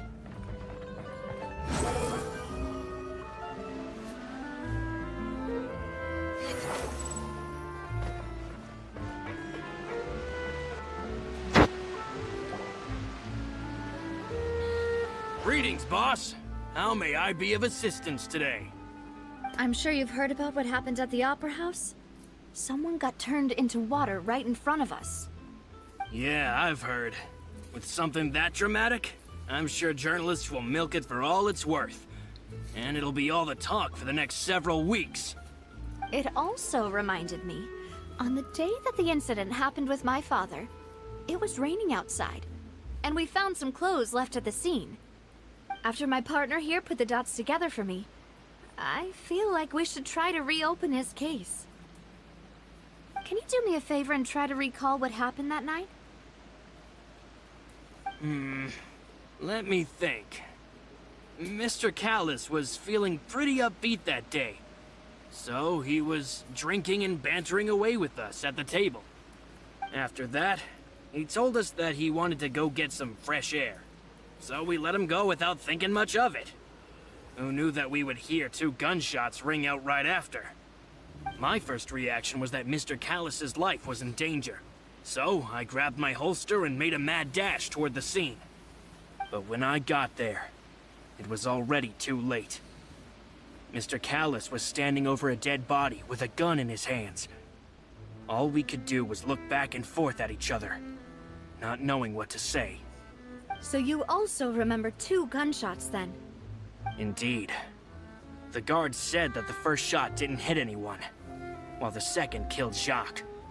But I've never really bought that explanation. Reason being, Mr. Callus had left his gun on the table. I even made sure to confirm that before running to the scene. But according to the guards, that doesn't mean he couldn't have had other guns on his person. About the clothes left at the scene that you mentioned, do you think there was a third person there who was turned into water? At least from our perspective, my father had no reason to kill, so he would also have no reason to bring an extra gun with him. The gun he was holding probably belonged to Jacques, or a third person on the scene. Yeah, that makes a lot of sense. So you're saying Mr. Callus ended up with the gun because he seized it from one of the other guys? But hold on. If that's what had happened, then why didn't he share the truth with any of us? He didn't even want to face the Oratrice machine, and chose instead to prove his honor in a duel. Did he lose all faith in the courts after seeing someone dissolve right in front of his eyes? About that, Malus told me a thing or two. So, I think I can understand why he committed to the duel. I'll tell you everything, once the whole truth has been revealed. I understand. Then, I'll leave Mr. Callus's honor in your hands, boss. And if I may just say one more thing. The whole Callus the Unfaithful epithet has been a thorn in my side since the day it was invented.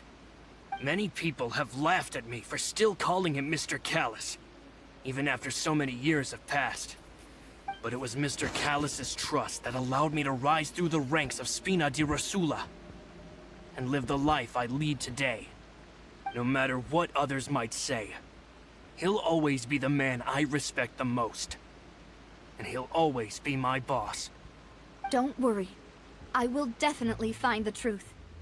You and all our other comrades at the Spina deserve to know the truth as well.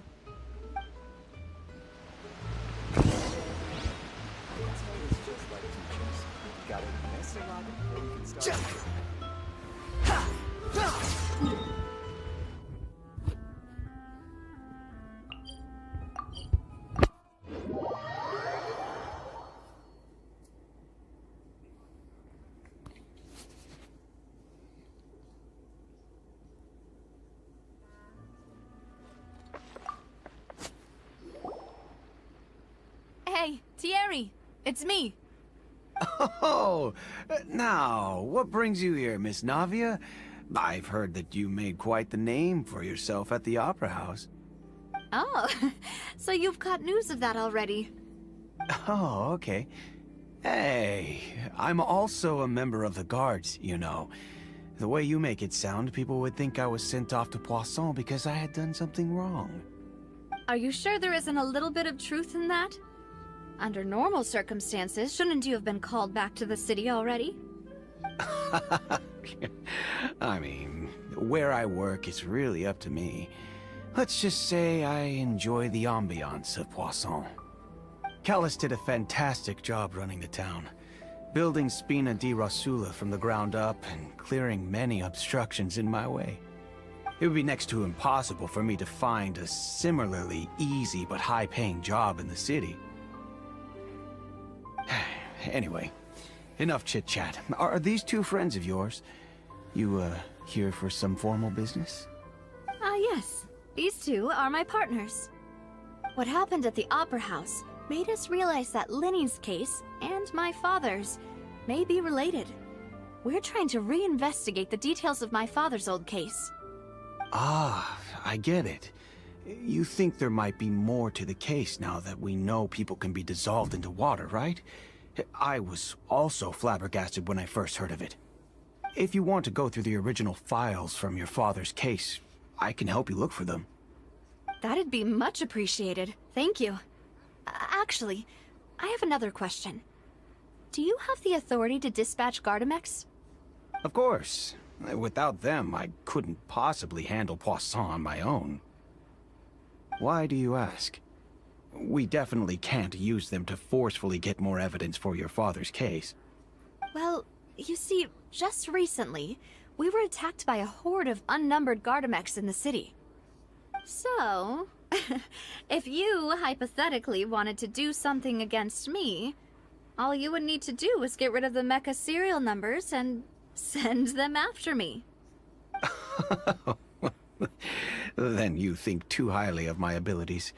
Dispatching mecha is very different from controlling them. If I had to make an analogy, when you order a dish, the chef will make it for you.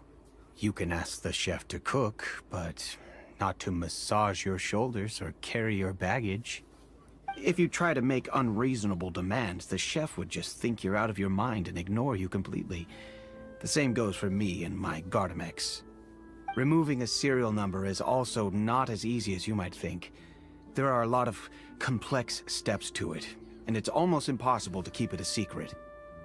So I can promise you, those mecha were definitely private units. They're certainly not cheap. So, whoever their owner is must be super rich, powerful, or both. Now that you mention it, though, being in the synth business would definitely be profitable enough to afford this. Oh, then you're officially in the clear, Thierry. Oh, thank you for the vote of confidence, Navia. Jokes aside, I'd like to wish you all the best with your investigation. I'll be staying in the city for a little while, so just come find me if you need any support from the guards.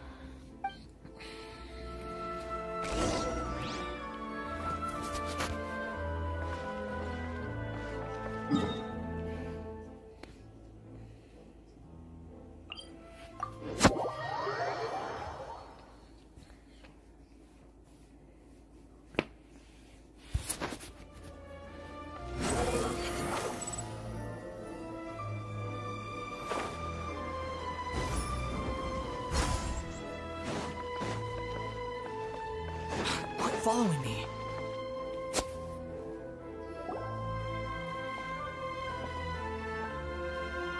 Hello. How may I help you? I'm here to see Marcel. Could you please let him know? You can just say Navia's looking for him. Sure. I will let him know right away.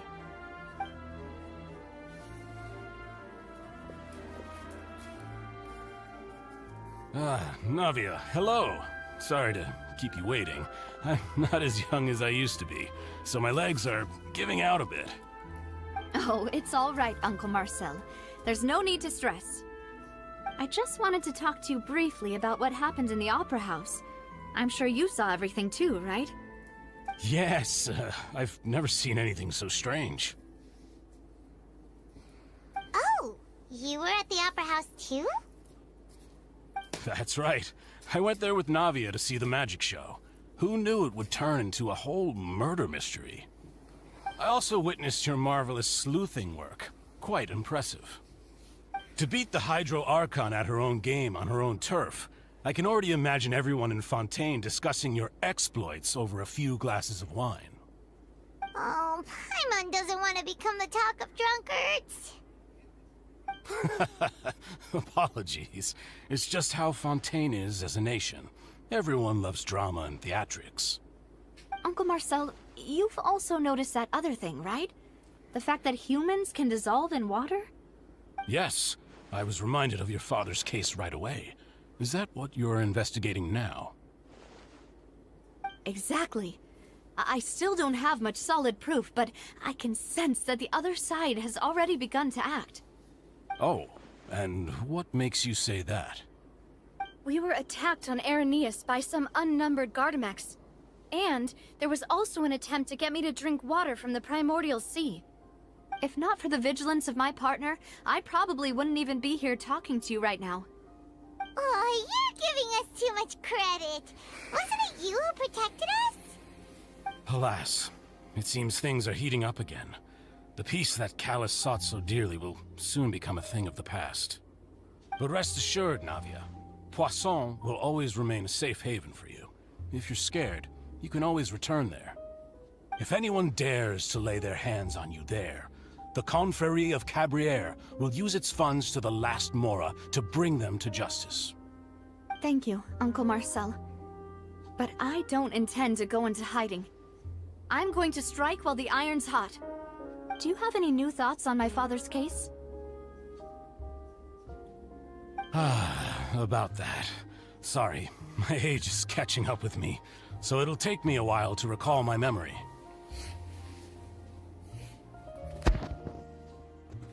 The Confrérie was responsible for that banquet, so I was out and about the whole time making sure things were running smoothly.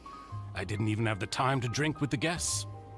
Then I heard the sound of a gunshot, and the rest was history. Oh, it's okay. No need to push yourself. We'll ask around some more. See if there are any valuable clues elsewhere. Sounds good. Just let me know if you ever need Mora. All my wealth comes from Callus's patronage and support. I'll spend however much it takes to clear his name.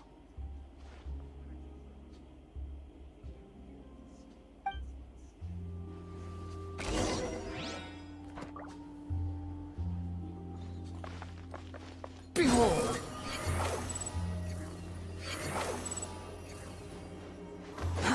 Too slow.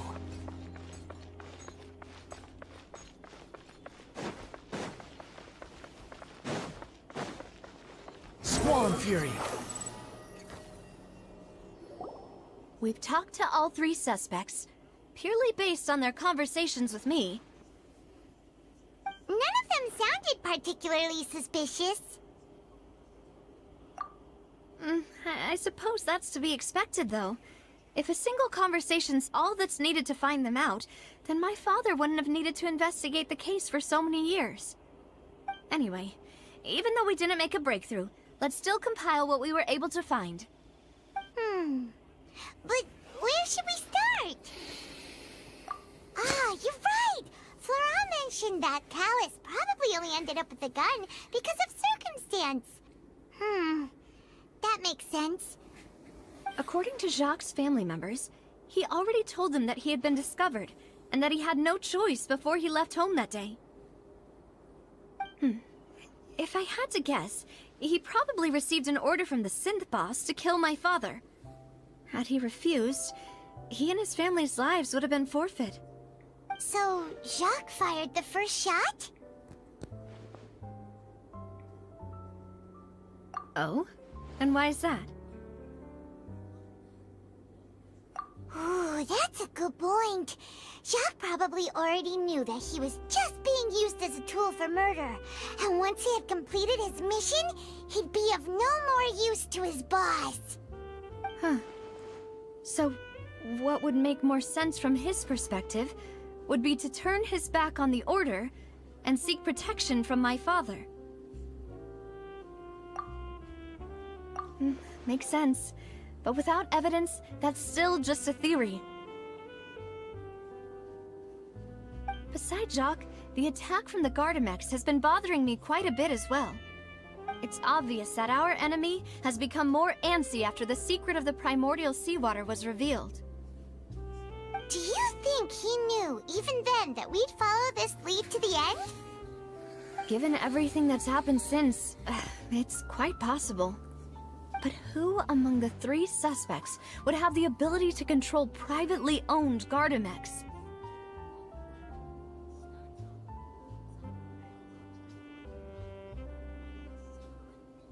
Thierry, you say?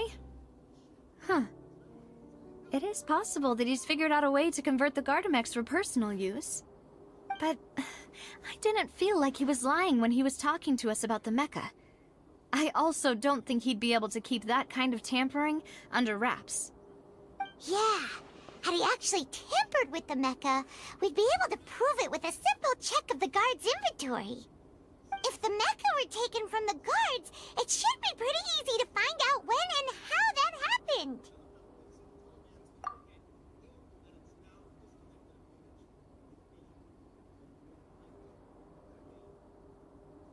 Uncle Marcel?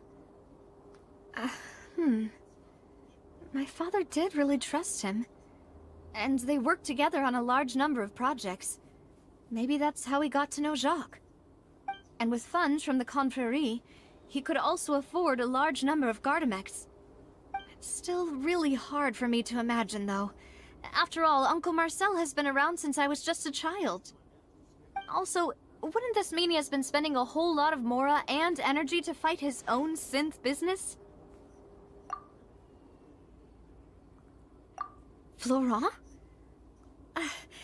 It is true that he was closest to my father, and thus had the best chance of learning about his dealings with Jacques. But as Spina di Rosula's advisor, his work mostly deals with personnel and security, so he shouldn't have much means when it comes to finances. So you're saying he's too broke to afford a mecha army? Exactly. He can't. And even if he could, I don't think he would be able to dispatch a whole group so quickly. Who could it be?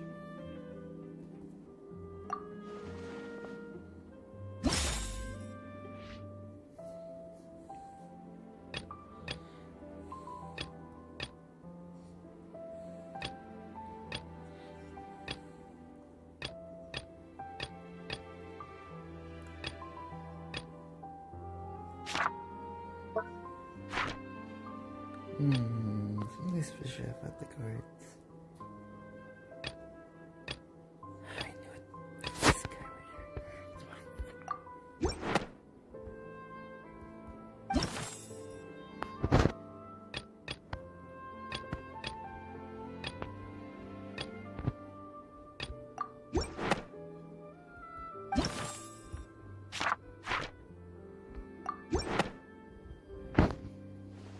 You know, if you think everything through, Uncle Marcel is indeed the most suspicious of them all. Could we be missing other suspects? Malus didn't know about the people turning into water thing when he narrowed it down to these three, did he? Malus has always been very reliable, and his judgment of others' trustworthiness has been fair and well considered. When he laid out his case for the three, the rationale he gave me made a lot of sense as well. The suspect is knowledgeable about the Spina's internal affairs, has the means to dispatch Mecha to assassinate us, and possesses significant intellect and foresight. Even if I don't want to believe it, I'm starting to see how things could all tie back to Uncle Marcel. Well, we still have another trump card on top of all the theorizing and speculating. Yes, Malus did say that charging straight in there would be extremely risky. But we don't have any other options right now. We need far more solid proof before we can hope to go charging in on our enemy. Navia, here you are. Oh, I've been looking for you. Huh? Aren't you the guy from the guards? Did something happen? Yeah. News came from Irenaeus just after you left. We've got another trial on our hands. Wasn't that place built specifically for holding trials? What's so newsworthy about this one? I know. But they said the person they're putting on trial is a Fatui harbinger called Tartaglia. What? Is that someone you know? Yeah, we know him. Maybe even a little too well. Well, he's been accused of being the true culprit behind the serial disappearances case. It's absurd, don't you think? Wait, how? None of our investigations have had anything to do with him. That's what I thought was strange about it, so I came to tell you the news right away. Oh no. If the charge against him stands, then it'll be next to impossible to get the guards to support any of our planned investigations. Right, because they'll think they've already found the culprit. Yeah, and it'll be a lot harder then to clear Mr. Callus's name. I understand. Well, partner, what do you think we should do? We still haven't found any conclusive evidence.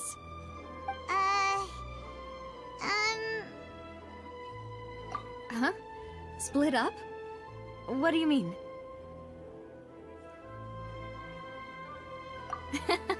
Just as expected of my partner. Since this is a trial about the serial disappearances case, the culprit's attention will be focused on Irenaeus, leaving his home base wide open. You're right. This is our best opportunity. All right then, let's do this. I'll stall them at the Opera House and charge Marcel as the true culprit. I won't have any chance of making that charge stick, though, unless we find more evidence. It'll be up to you to make it back in time and hand the decisive evidence to me. We'll help you, just like you helped us in Linny's trial. Demoiselle, please allow us to accompany you. I'm ready. Ah, Malus, Silver. When did you two get here? We heard that you'll be leaving Poisson and figured that you might require our assistance. It's our hope that your confidence will be bolstered with the two of us by your side. Thank you so much. Then, let's make haste for Irenaeus. Paimon, Traveler, I'll see you at the Opera House. See you then!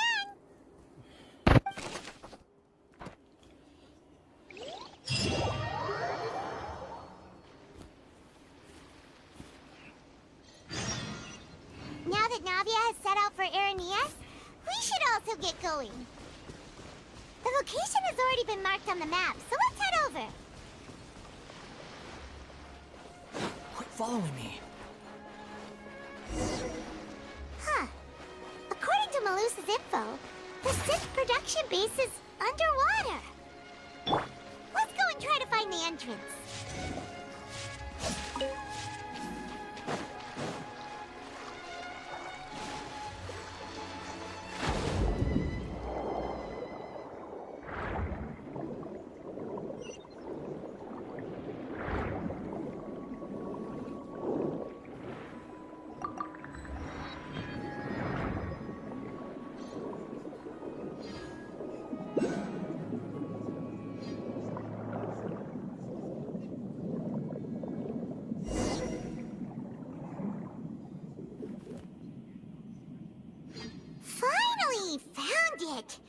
Huh. So this is the entrance that leads to the synth production base. It sure doesn't seem out of the ordinary at all. Ah, you're right. An important place like this is bound to have a ton of protective measures and mechanisms. Navia's probably arguing up a storm right now to stall for us.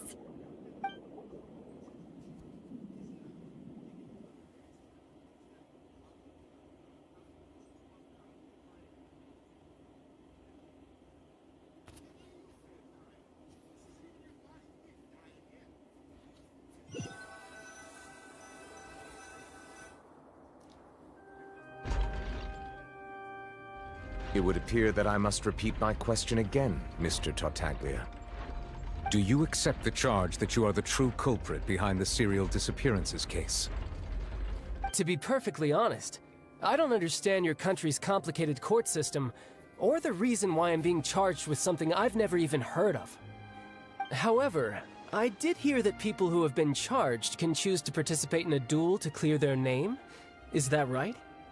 In which case, as long as I accept the charge, I can have an all-out fight with that champion duelist Clorend, right? I've got to admit, that's one of the most enticing offers I've ever received. When I privately sparred with her last time, she was obviously holding back. Real disappointing. Hey! Don't you understand? You're currently the prime suspect for a major case. This isn't the place for you to be looking for fights. Oh? Sounds like the Hydro Archon wants to lecture me on the ways of the Opera House. Then why don't you duel me too? I'm the kind of student that learns best in the heat of battle. No. That's not what I meant. Alas, it would appear that communication with the defendant is going poorly, and we have made very little progress. In that case, let me explain everything from the very beginning again. The goal of this trial is to determine the culprit behind the serial disappearances case. That case had nothing to do with him!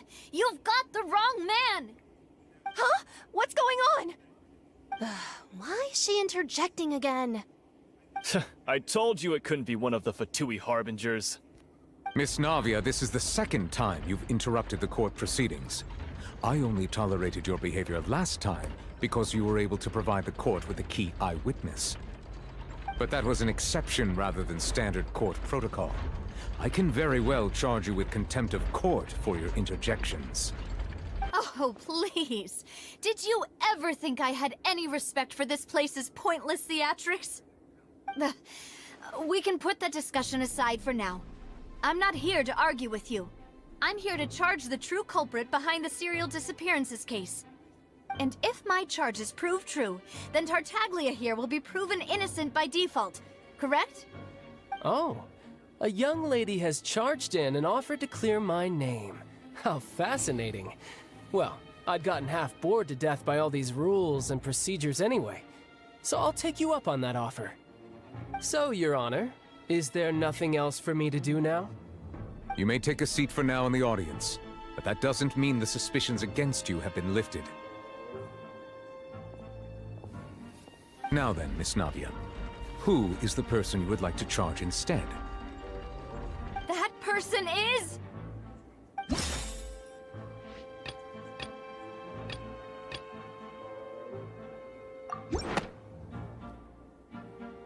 Marcel, the head of Confrérie of Cabrières! Huh? What confrérie? Never heard of them in my life. I've heard of them, but weren't they Spina di Rosula's sister organization? Oh, is this going to be a friends to enemies type situation? Please let me remind you, Miss Navia, that charging someone is an incredibly serious matter. Committing to the charge also means taking on the legal responsibilities associated with it. And if the charge fails, depending on the circumstances, you may also be charged with the crime of making a false accusation. Knowing this, do you still wish to charge this man?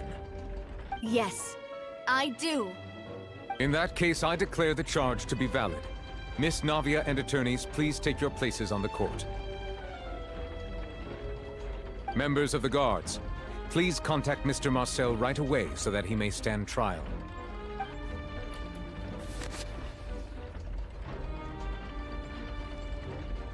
Mr. Marcel, you will not require an attorney.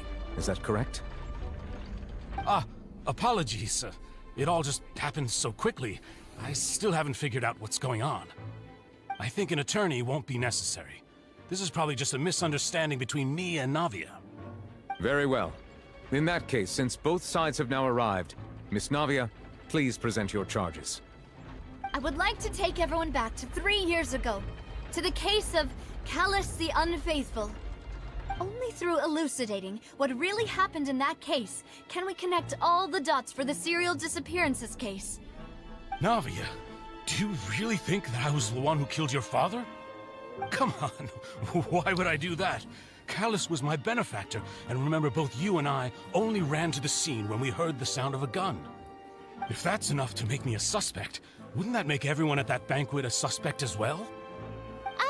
I think there's no point in getting into the specifics right now. The audience doesn't even have the big picture yet. Even I'm struggling to remember some details of that case. Exactly correct, Your Honor. I must refresh everyone's memory about that case before I can explain my charge and reasoning. I see. In which case, I will recount the findings about that case as originally recorded by Maison Gardiennage.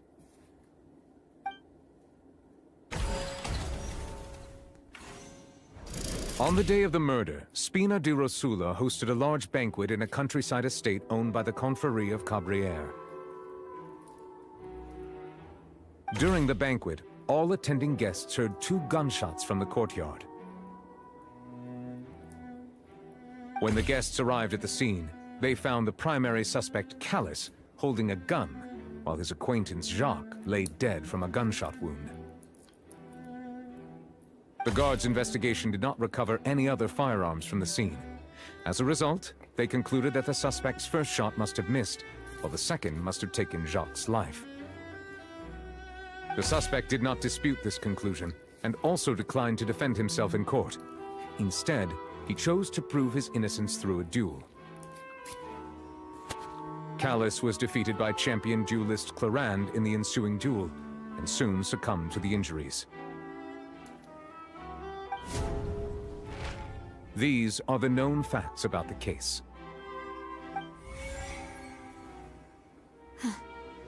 The one with the motive to kill was Jacques, not my father. And even so, Jacques still had no reason to pull the trigger. In truth, the third person shot Jacques first, and was shot in turn by my father when my father seized the gun from him.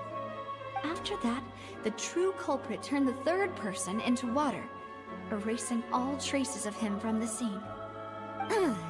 Thank you for the summary, Your Honor. Of course, the guard's conclusion appeared quite sensible to us at the time.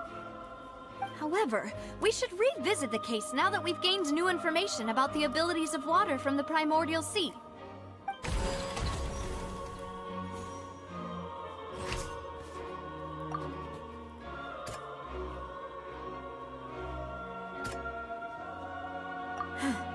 Something's not right.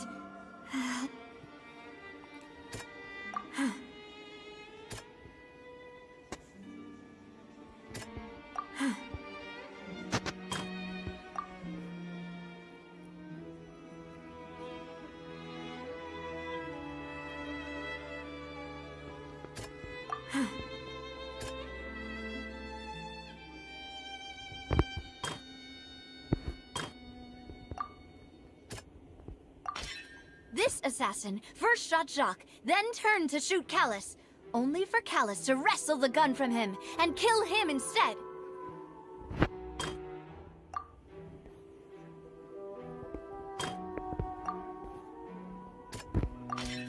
A pile of clothing was found at the scene. The guards once believed they were used by Jacques as a costume to disguise himself. But now, it is clear that the clothes were proof that there was a third person at the scene, and that they were turned into water after committing the murder. Since it was raining that day, the culprit was confident that they could use the rain to wash away all traces of their dissolved accomplice.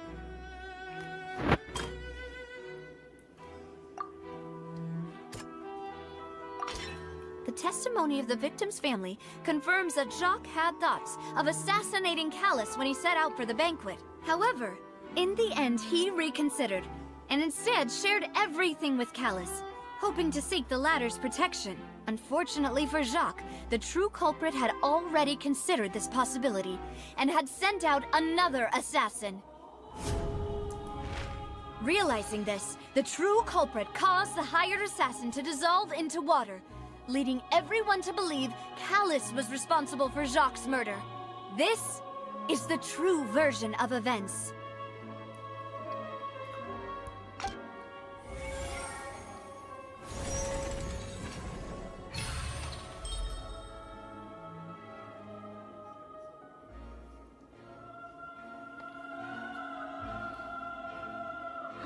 So that's what happened. Wait, you're telling me something as dangerous as water from the primordial sea has been used for all these years? What a great theory. It also explains Callus's and Jacques' respective motives. I guess they didn't shoot each other after all. Mr. Marcel, you are the one being charged with the crime. You should provide a rebuttal if you wish to prove your innocence. Ah, but I think I agree with everything Navia just said. In fact, there was nothing in her speech that directly implicated me. Then, may I ask some questions? In my opinion, we primarily need to determine two things. One, do you have the evidence to back up your claims? I'm afraid not. At least not at this very moment. Boo! If you don't have any evidence, you should just go home! I may not have the evidence with me, but I know where I could go to collect it. If we look up the deserted clothes against a record of people who went missing around the same time, we should be able to find a match.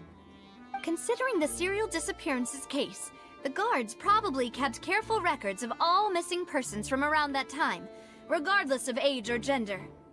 That makes sense to me. Monsieur Neuvillette, I would consider this to be a reasonable investigative direction.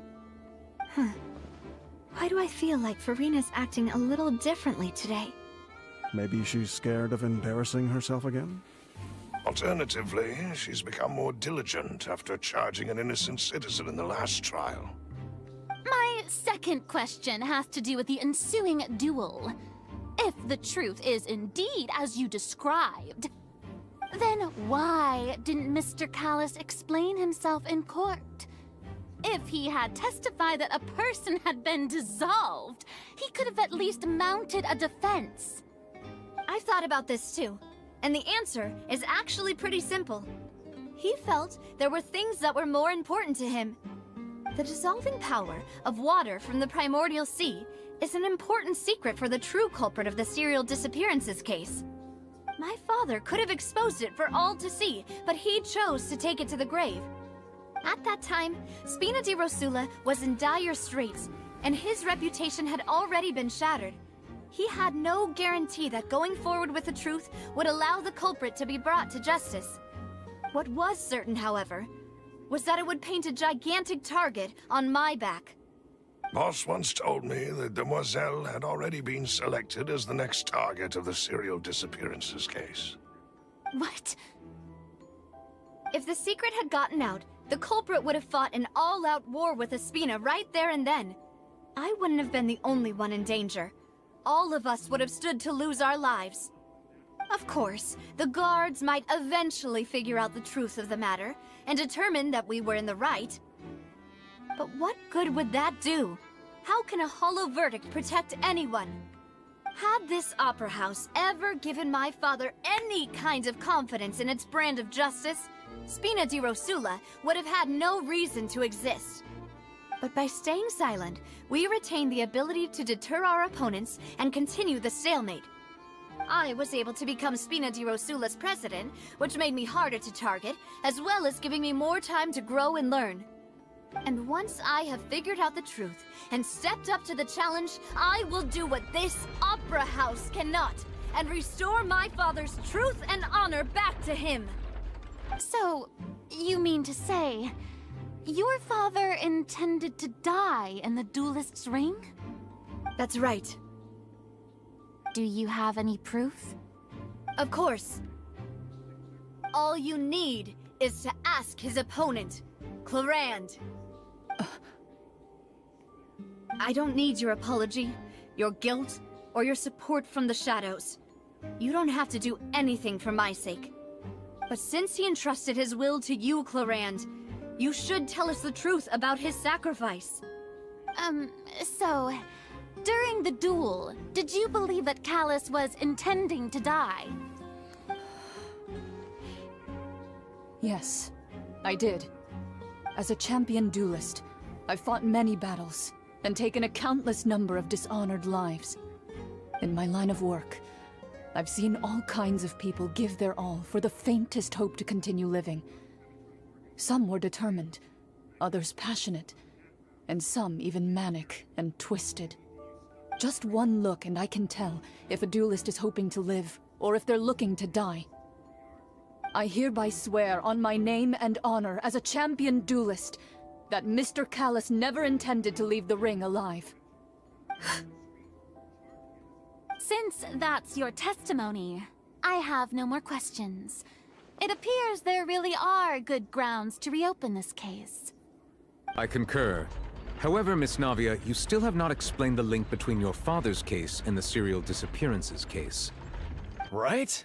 What she said was fascinating, but kind of beside the point. Wait, weren't they just talking about the serial disappearances case? Of course, Your Honor.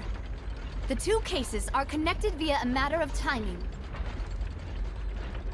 In my father's case, the culprit intended to kill both Jacques and Callus. As a result, they planned to act after hearing 2 gunshots.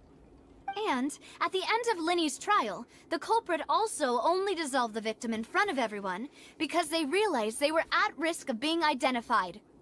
The culprit could only time their actions so precisely if they were already at the scene. Coincidentally, Marcel attended both the banquet and the trial. So that's why you suspected me. Even after hearing your reasoning, I still can't help but find it a little preposterous. I'm used to it, though. You've always been an impulsive and sentimental child, Navia. It's one of your most endearing traits. No need to appeal to pathos. I won't try to refute your points one by one, but even if everything you just said was true, can you prove that I was the only person present at both events? On top of that, does a person have to be physically present to control the timing? Can't someone remotely monitor the place?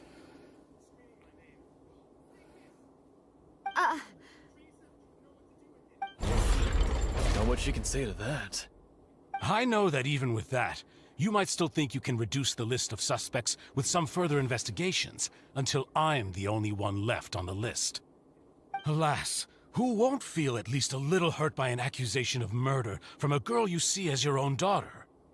But if I were to dismiss this completely, you'd also think I'm not being considerate of your feelings. Ah well, let Uncle Marcel teach you another lesson.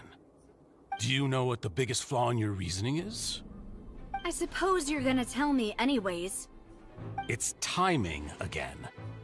I'm a businessman by trade. From that standpoint, there's no reason for me to kidnap young women. It's a high-risk action with nothing to gain. In addition, I left my home in Snezhnaya when I was young to come to Poisson and work in some trade. My business only thrived when I received Callus's patronage. But the disappearances began before I ever stepped foot in Fontaine. I do apologize, demoiselle. This was my mistake. No, it's not your fault. I'm sure he had come prepared. Is there anything else you'd like to say? Would you like to check the date of my first business license against the first known case of the serial disappearances? You can also take a look at my border entry records, or ask my friends and family when I left Snezhnaya for the first time. Could those records and testimonies do something to appease the unspeakable anguish in your heart? Seems like she got the wrong guy. At this rate, Navia will be convicted for falsely accusing him. I think you've done a superb job of dissecting your father's feelings as he neared the end of his life. But aren't you going against all of his wishes and expectations right now? He wished for you to become more rational, collected, and conscientious, instead of dwelling only on your own feelings. Once you've learned to be more considerate of others' feelings, and to stop rushing headlong into things, you'd have met most of his expectations. This isn't just about me, and it never has been. The biggest difference between me and the rest of the victims is that I still have the ability to search for the truth, while that same agency has long been taken from them. The people whose families were destroyed by synth abuse, the people who lost their loved ones to the serial disappearances, and the people who suffered tragic ends due to their sense of justice. Many people's images are flashing before my eyes. I'm sure some are coming to those of you in the audience as well. And whose image do you see, Marcel? Is it a man named Vacher? Oh, so you do know that name. I'm merely surprised you'd suddenly say the name of someone I've never even heard of. I was waiting for you to say that.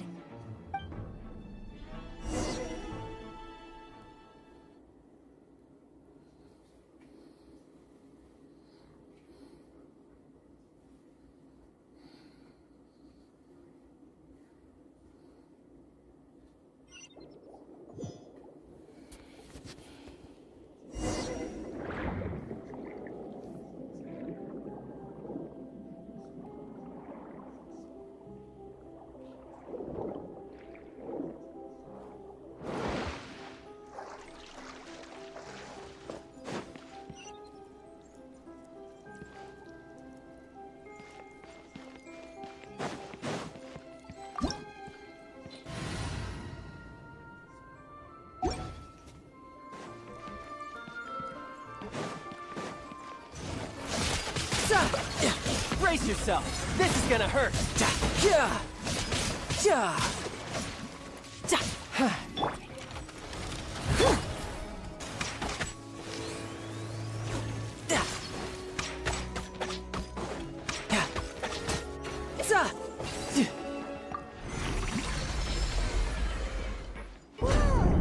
The floor is going up! Is it because of this mechanism in the middle? That guy really prepared a lot of stuff for this place.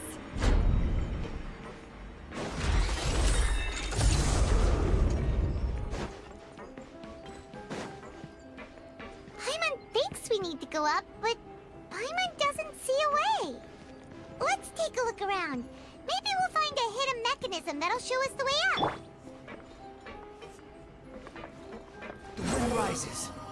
There's no way.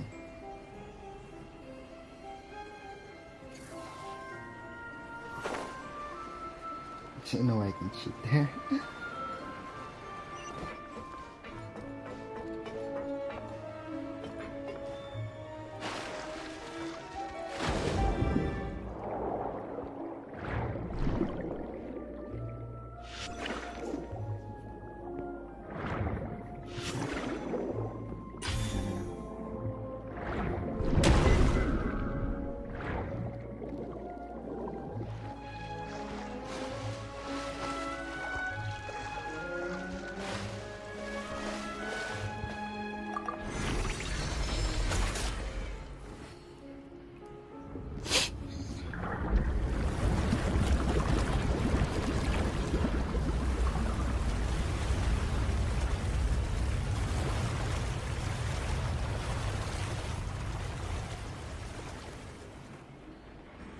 The water level is rising!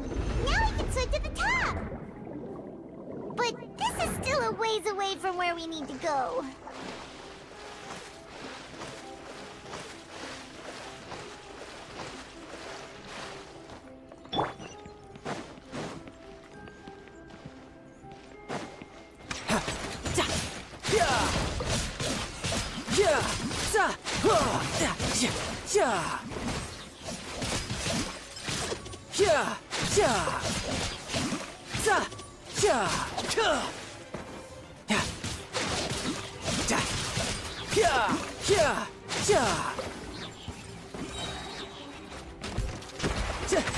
Riptide! Steady as stone.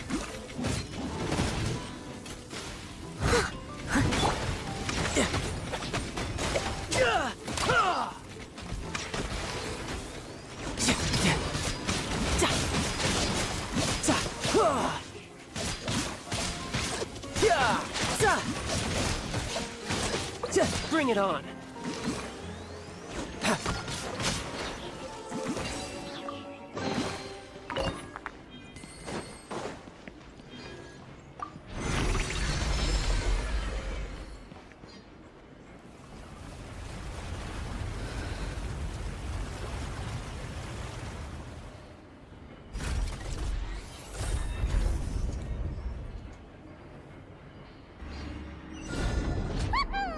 Now the path is clear! Let's go!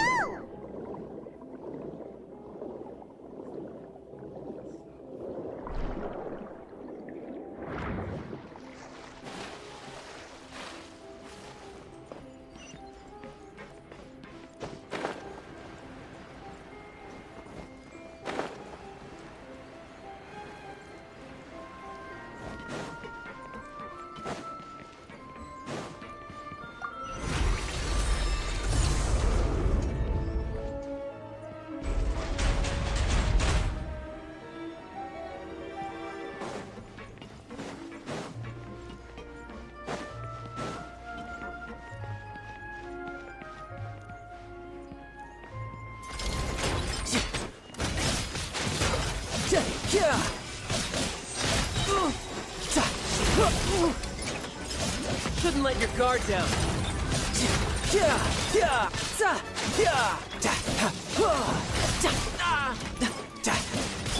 I must leave no stone unturned.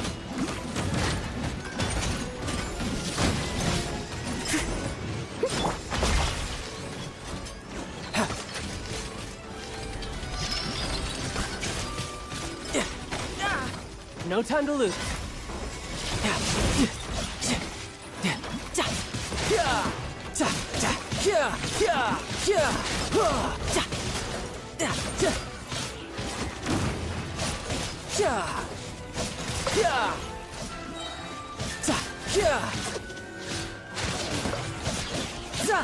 Who's next? Leave it all to me.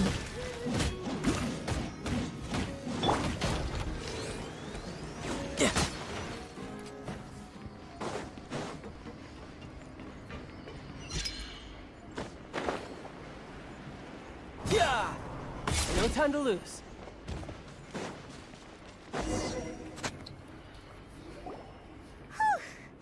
After all that, we finally made it to the innermost sanctum. Though, as expected, the mastermind isn't here. That's right. Then let's hurry up and find some evidence so we can get back to the Opera House and help Navia!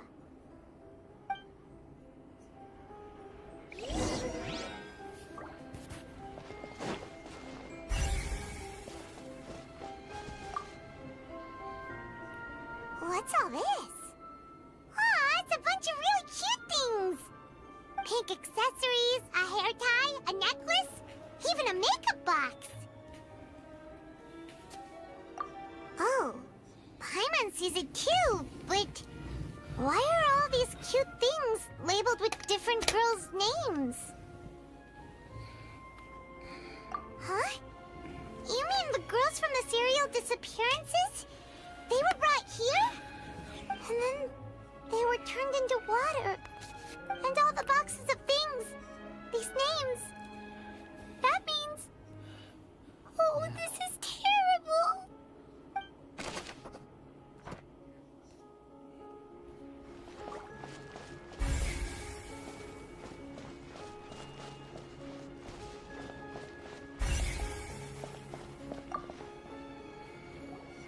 Whoa!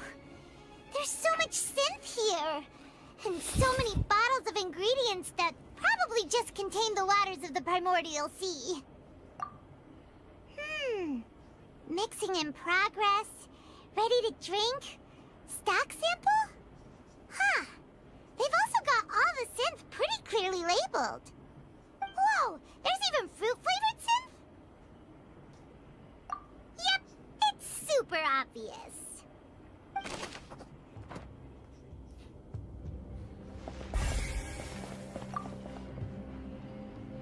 What's this over here? Looks like some kind of place for research. Experiment number 16 aims to verify Jacob Ingold's research conclusions on the primordial sea and use his theory as a foundation to achieve a breakthrough. The experiment was a failure. No individual managed to resurface from the water from the primordial sea. Female specimens 22, 23, and 24 were dissolved. Sorry, Traveler. Paimon will try her best. It's just that Paimon's never read something so scary before. How could someone write something that terrible in such a matter-of-fact tone? You read the rest. Paimon's too scared to keep going. So that's why he did all of these experiments. But did he really think he'd be able to find a way just by dissolving people over and over? That's just insane! Huh? Isn't that the name you heard by the fountain? Paimon thought he was an eyewitness in the serial disappearances case. You mean Vache is the one who did all of these... experiments? So that's it! Vache was no victim, but personally took his lover and... No, that's not it either! If that's the case, why would he want people to resurface from the water? In any case, Paimon will write it all down.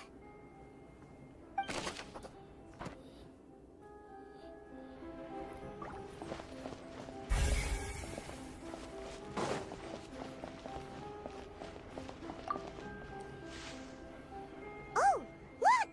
There's an important-looking basin over here, and it's full of water! That means this is where they make all the synth! And that special water is the main ingredient! If you dilute it with normal water, you'll get synth, but the pure stuff can dissolve a human! Paimon will take notes on this incriminating evidence.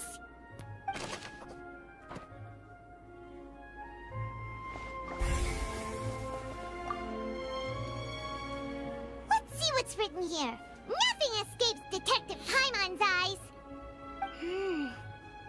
Callus. Navia's father.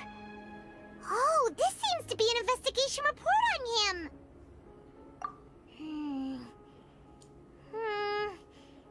Yep, it's about finding someone to assassinate Jacques and Callus because of a lack of confidence that Jacques himself would go through with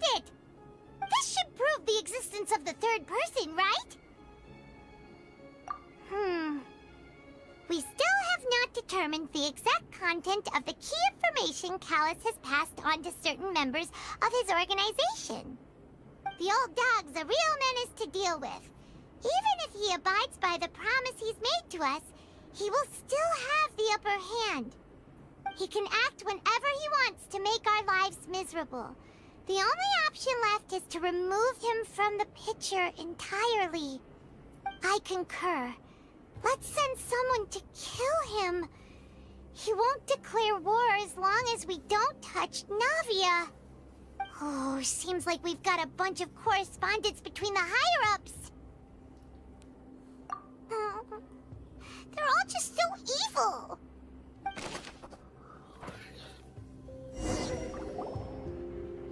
We've looked at almost everything here, and it seems like our theories were spot on. But... yeah, we haven't found anything that reveals his true identity. No wonder even Neuvillette wasn't able to find anything. Whoever it is probably destroyed everything to do with that name a long time ago. That way, even if we bring all this back to the opera, we won't be able to identify the true culprit. Sure thing. Paimon won't admit defeat to this guy either.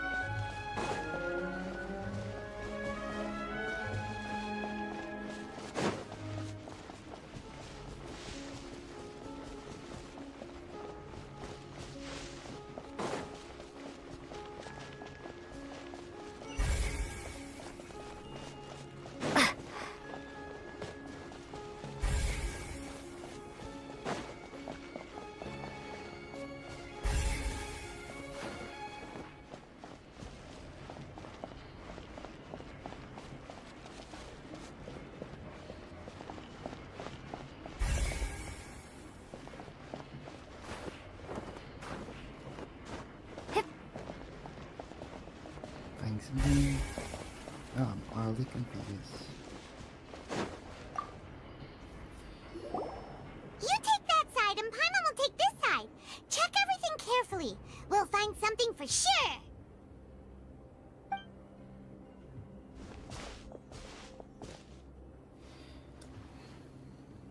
Ugh. Nothing at all. And Paimon can't even find snacks either. Whoa, really? Let Paimon see! Vinier. Isn't that Vache's lover's name? Then you found her diary. Let's see! Aw, it's just a normal diary chronicling their love story. She was so sweet, too. Oh, Paimon. So many! A whole page's worth! But they're all crossed out. Was she unhappy with all of them? The final name she decided on was... Marcel. Wait, but Marcel's pretty old. Has this case been going on for so long that he's Vacher and Venier's grown son?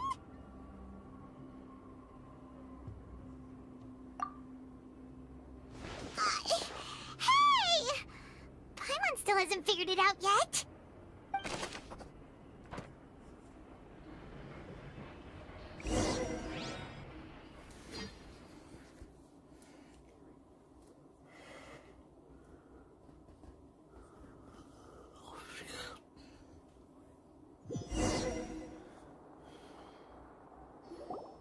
And whose image do you see, Marcel?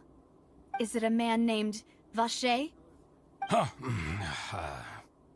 Oh, so you do know that name. I'm merely surprised you'd suddenly say the name of someone I've never even heard of. I was waiting for you to say that. Navia! We're back! As expected of my partner. I just knew you'd return in the nick of time. Just how often do you intend to flout the rules of this court? It's all right, Monsieur Nervalette. Given their confidence, I expect they've found the crucial evidence.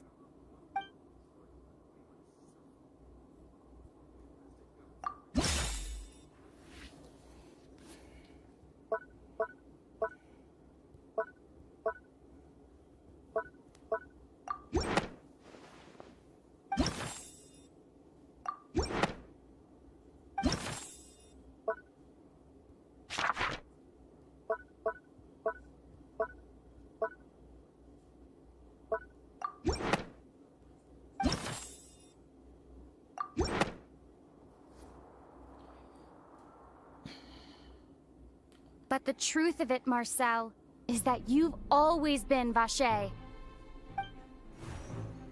Huh? We've investigated your lair and we already know everything! After your lover, Venier, was dissolved, you kept abducting young women to experiment on the hopes of bringing her back to you! You even created Marcel as a new identity and destroyed all records of your past as Vacher! So that's it. Even the villains in opera performances rarely go that far. And with that, Marcel's motive has now been established. This information regarding your past also dismantles your prior timing defense. Well, Marcel, do you know where you went wrong? You fixated your gaze on the lover that passed away, instead of paying attention to the living people around you. So, you never noticed how we changed, or how we grew as individuals. You also never understood Boss's real expectations for his daughter. Or our determination to see things through. Your determination. Mr. Marcel, please speak up now if you would like to defend yourself. Otherwise, the trial will move on to the next stage. Do you really think I wanted to do any of this? Pay attention to you? What for? Have you ever paid attention to me? Ever empathized with my pain? Ever known how it feels to watch the love of your life dissolve right in front of your eyes? No one helped me. No one even believed me. All those decades ago, even the officers from the Maison Gardiennage were laughing at me. They said there's no way a human being can turn into water. So I must have gone mad from grief. Vinier's death was brushed away by all of you as if it didn't matter at all. Well, now you know, don't you? Ha! Well, it's too late now. All those who were dissolved are gone forever. You only have yourselves to blame. You set up this ornate opera house in pursuit of your so-called justice, your beloved drama, while turning a blind eye to the suffering of the people. Venier is dead. We promised each other that we would always be together. Wherever she goes, I will follow. But I'm not from this blasted place, so I can't be dissolved, no matter what I do. Hey, is that water from the primordial sea that he's drinking? I can't dissolve! Can't dissolve! Can't dissolve! Do you all see? I can't go, I can't follow. So if I can't go where she is, what choice do I have but to try to bring her back? I did all of that, and in the end, that accursed Callus still got the better of me. I spent my entire life living on pins and needles, only to get stabbed by his idiot daughter at the very end. The suspect is exhibiting signs of mental distress. Guards, please restrain him. Don't touch me! Don't anybody come near me! I still need to save Vignere. Our promise. We made a promise. Vignere. Vignere! Please, Vignere. Don't think badly of me. All I want to do is fulfill our promise. At this point, the verdict of this trial is clear. With Mr. Marcel's conviction, the charges against Mr. Tartaglia no longer have any basis. Fine by me. I was in a bad mood, but after a show like that, I'm actually feeling pretty good. Traveler, please submit all the evidence you have collected to the guards, so that I might review and summarize the truth behind the serial disappearances case. The man now known as Marcel was originally named Vacher and worked as an adventurer with his partner and lover Vignere. During an underwater expedition, Vignere accidentally came into contact with water from the primordial sea and was dissolved in front of Vacher as a result. Vacher learned of the primordial water's existence through the work of others and began to kidnap young women for research, with the goal of discovering a method to restore Vignere back to life. To cover his tracks, he invented the new alias of Marcel and began to operate a business in Poisson. During the course of his research, Vacher discovered that a diluted concoction of water from the primordial sea can induce feelings of euphoria, and began to manufacture and market synth. However, as he accumulated wealth to fund his continued research and expanded the scope, he came into conflict with Spina di Rosula. After exchanging blows with Spina di Rosula for many years, Vacher decided to assassinate their president Callus at a banquet. Although the assassination did not go as Vacher expected, he was able to turn Callus into the murder suspect by dissolving the assassin he sent to the scene. And just recently, Vacher attempted to frame Linny as the culprit of the serial disappearances case, using a similar method. However, his attempt to frame Linny failed, and the power of water from the primordial sea became public knowledge. This case also exposed enough of Vacher's machinations that he was eventually successfully charged in court. Thus concludes the enigmatic history of the serial disappearances case, with the truth revealed to all.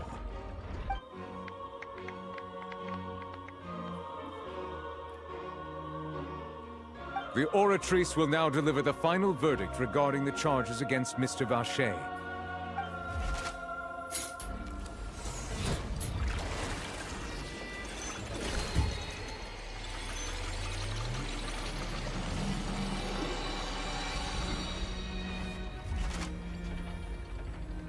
According to the judgment of the Oratrice Mécanique d'Analyse Cardinale, Mr. Vacher is guilty. Guards! Take Vacher away. Good. It's what he deserves. With that, the serial disappearances case is over now. We really just witnessed history. Who would have thought the true culprit would be such a polite and well-spoken guy? Yippee! We helped Navia bring the bad guy to justice! He's hurt so many innocent people and now he's finally getting what he deserves! Huh? Are you okay? Demoiselle, you were absolutely brilliant. The day our late boss had always hoped for has finally come. You can rest easy now, knowing justice has been served. Yeah. Yeah. It's finally over. It's all thanks to you guys. And my partner. See, Papa? Spina di Rosula's still doing well with me at the helm. Well now, hasn't this been a most delicious piece of drama? The villain has been caught, justice has been served, past wrongs have been righted, and it's a big ol' happy ending. Since it's been such a great show, I'll just let the false accusations against me slide. Either way, I've still got some business to attend to, so if you'll excuse me... Please wait just one moment, Mr. Tartaglia. What now? None of this has anything to do with me. According to court protocol, since this trial was initiated due to a charge against you, a verdict must also be made regarding the initial charge before the trial can conclude. Oh, come on. Is this really necessary? Haven't you already caught the real criminal? Isn't it time for side characters like me to exit stage left? Please respect the laws of Fontaine. This has always been the rule. All right, but this sure is a lot of hassle. All I need to do is stand over there, right? Let's just get this over with. Through evidence presented in the public trial that was just held, it has been established that Mr. Tartaglia has no direct connection to the serial disappearances case. The guilty party has been identified, and thus it is logical to suppose Mr. Tartaglia is innocent of the charges. We now turn to the Oratrice Mécanique d'Analyse Cardinale to render the final verdict on the charges.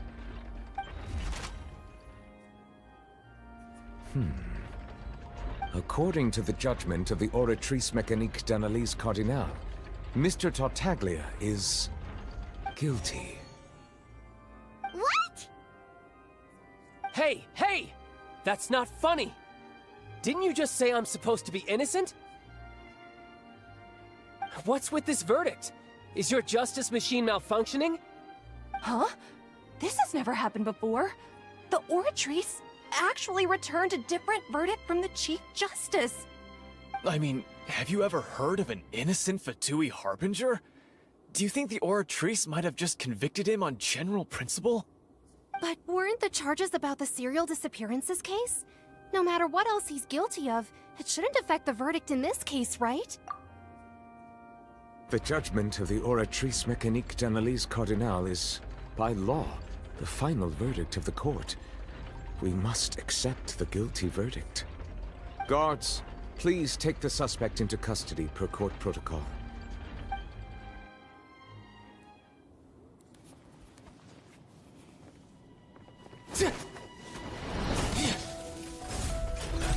So this is how justice is done in Fontaine. What a joke. You've got your rules. Well, I've got mine too!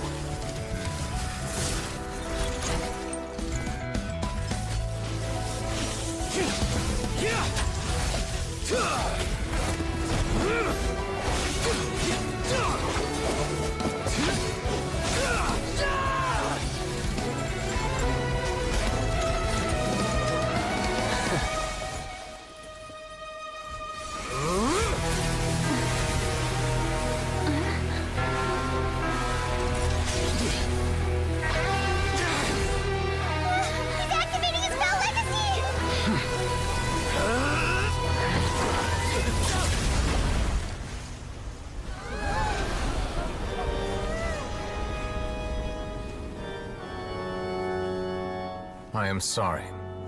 If you have been wronged, we will find the truth. But the rules of the court must be upheld.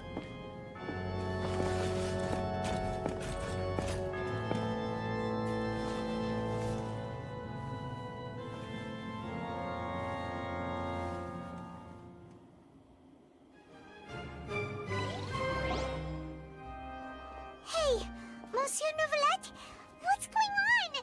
Shouldn't they have been cleared already? Apologies. This is also the first time I've encountered such a situation. However, according to the rules established at the conception of Fontaine's court system, the Oratrice's judgment is the final verdict of the court. All I do is follow court procedure. As for why the Oratrice arrived at the conclusion it did, you should probably ask someone more knowledgeable than me. Why are you looking at me? I had nothing to do with it! I don't know what happened there either! Hey, stop staring at me! What does Lady Farina mean by that?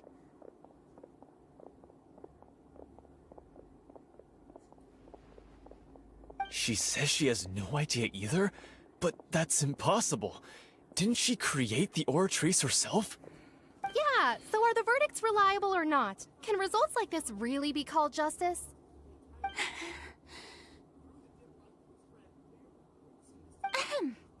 My dearest citizens, did you really think we'd allow an incorrect verdict to be handed out in this court? Did you really believe that the judgment could be mistaken or be the result of some sort of random mishap? Don't tell me you thought even I had been blindsided by the Oratrice's result. But the way she looked just now, it was pretty obvious she had no idea what was going on.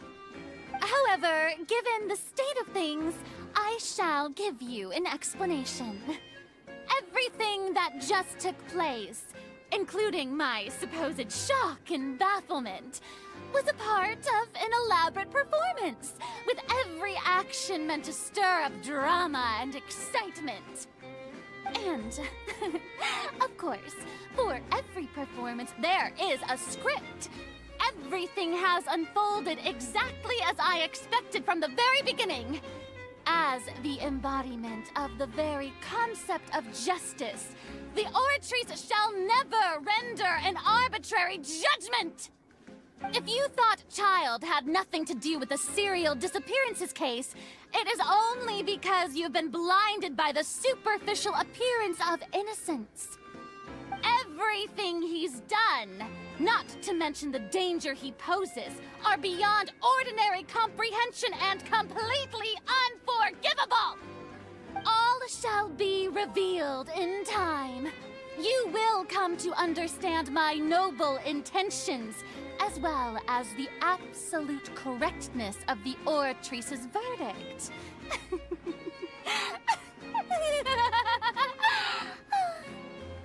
Now, having said that, although I hate to leave things hanging in suspense, it is now time for this performance to end.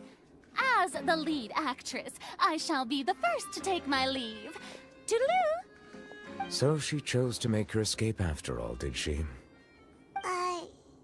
So you're saying we shouldn't put much stock into what she just said?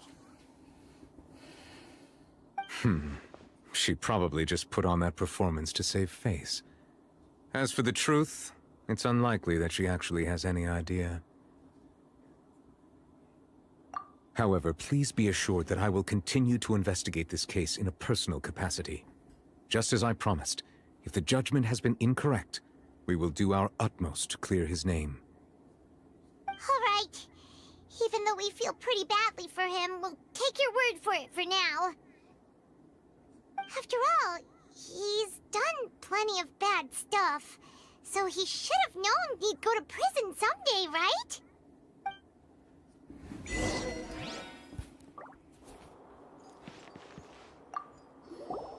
Oh, Monsieur Neuvillette! That power you showed when you took him down. Who are you really? I'm the Chief Justice of Fontaine, of course. If officers of the law lack the strength and capability to enforce it, then it makes a mockery of justice.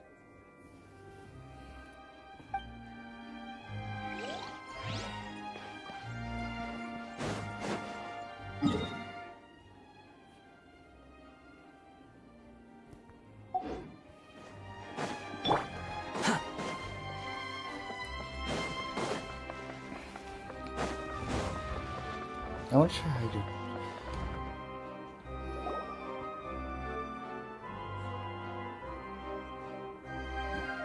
Hey, what are you doing? Quick, stop him!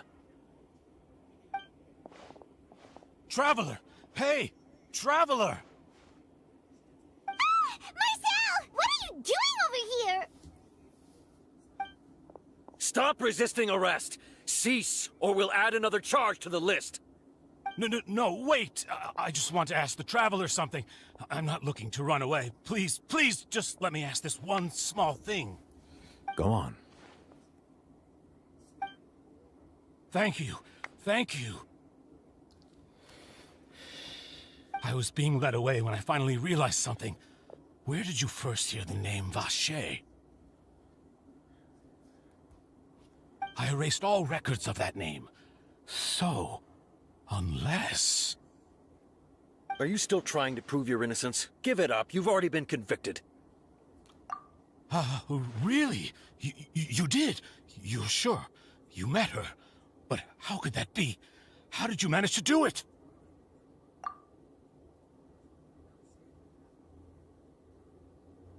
The Fountain of Lucine? Then she's been so close to me all along. And I just never... Please give me a chance to talk to her again. Just let the Traveler take me to the fountain to see her one last time. This is the last request I'll ever make in my life. You can do whatever you want to me afterwards. I don't care. What? Give an inch and you want to take a mile? Do you think serial killers get to make requests like that? Paimon agrees. Why should we give him what he wants when he's only done a ton of super terrible things? This request, is it worth as much to you as your life? Of course! Wait, no. It's worth even more than my life. Humans. Will they betray the instinct to live just to satisfy spiritual needs? Very well. I will grant your request. Your Honor, I fear that... I will go with him. You do not need to worry about any escape. In that case, I shall leave him in your most capable hands, Chief Justice. Thank you, Your Honor.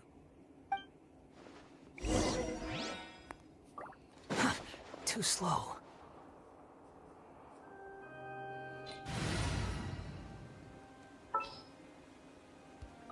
Just what will we come across this time?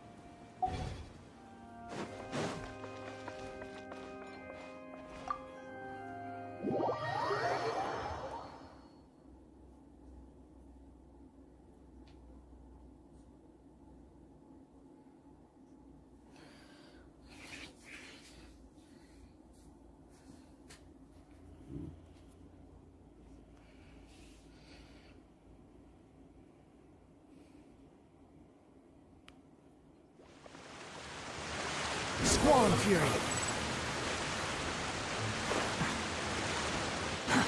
Too slow.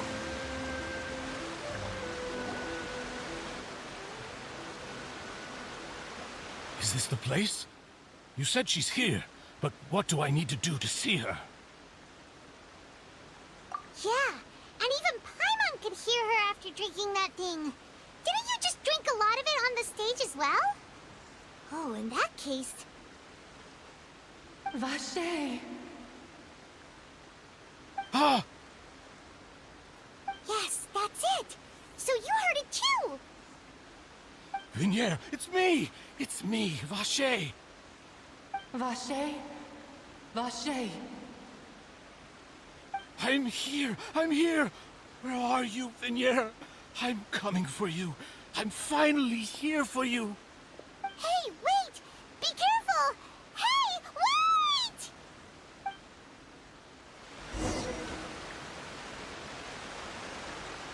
Vignier, is that you? It's me, Vacher! Vignier!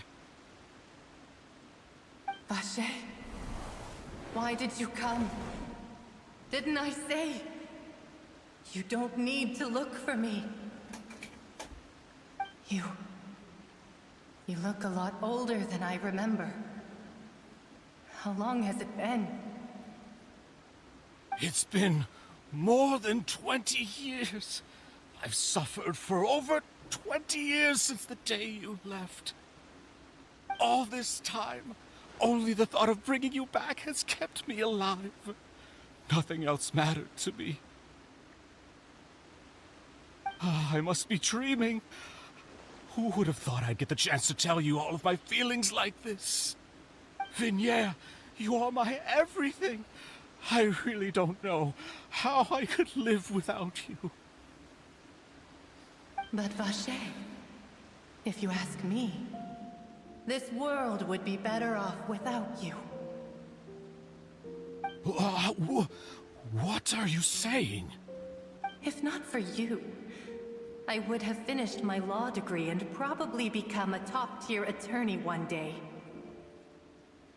If not for you, I would have continued to pursue my love of the arts, and my works would have been displayed in the Palais Mermonia itself. If not for you, I would at least have been able to take care of my mother. And she would not have grown old and died alone, with nothing but the tears on her cheeks. It's all because of your selfishness, Vache. It's all because of you. You... Wait, you are not Vignere. Who are you? You're right. I am not Vignere. I am the sacrifices. Every woman who died by your hand, as our bodies dissolved, our consciousnesses flowed back to the primordial sea. Our thoughts circulated endlessly within the primordial sea, and we were no longer individuals, but we became one, just as streams of water come together in the sea. I'm Cressy. I'm Lemony. I'm Azine. The only one I am not is Vignere. Why? But then, where is Vignere? She doesn't want to see you anymore. Every tendril of her consciousness is avoiding you. This is what you get for your selfishness. Your selfishness robbed us of our lives and our futures. You said time and time again that you'd do any and everything for her. But did you ever consider whether she'd want to see you do the things that you did? If she would despise you for what you became?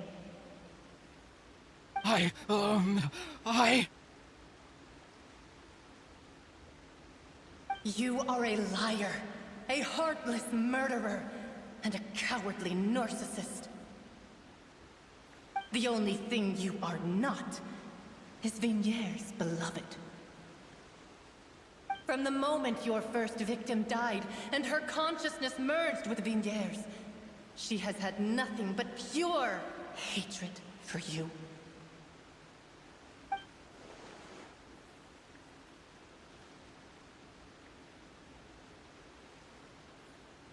No! Yeah! She can't hate me. Let me see her. Please! Have mercy! You still don't understand. When I said don't look for me, that came from the real Vignere. She really doesn't want to see you anymore. But on top of that, she also said that because it's her final drop of pity for you. She said that because she knew that if you did come here, we will show no mercy to you. Vache. Vache? Vache. Vache. Vache. Vache. Drown.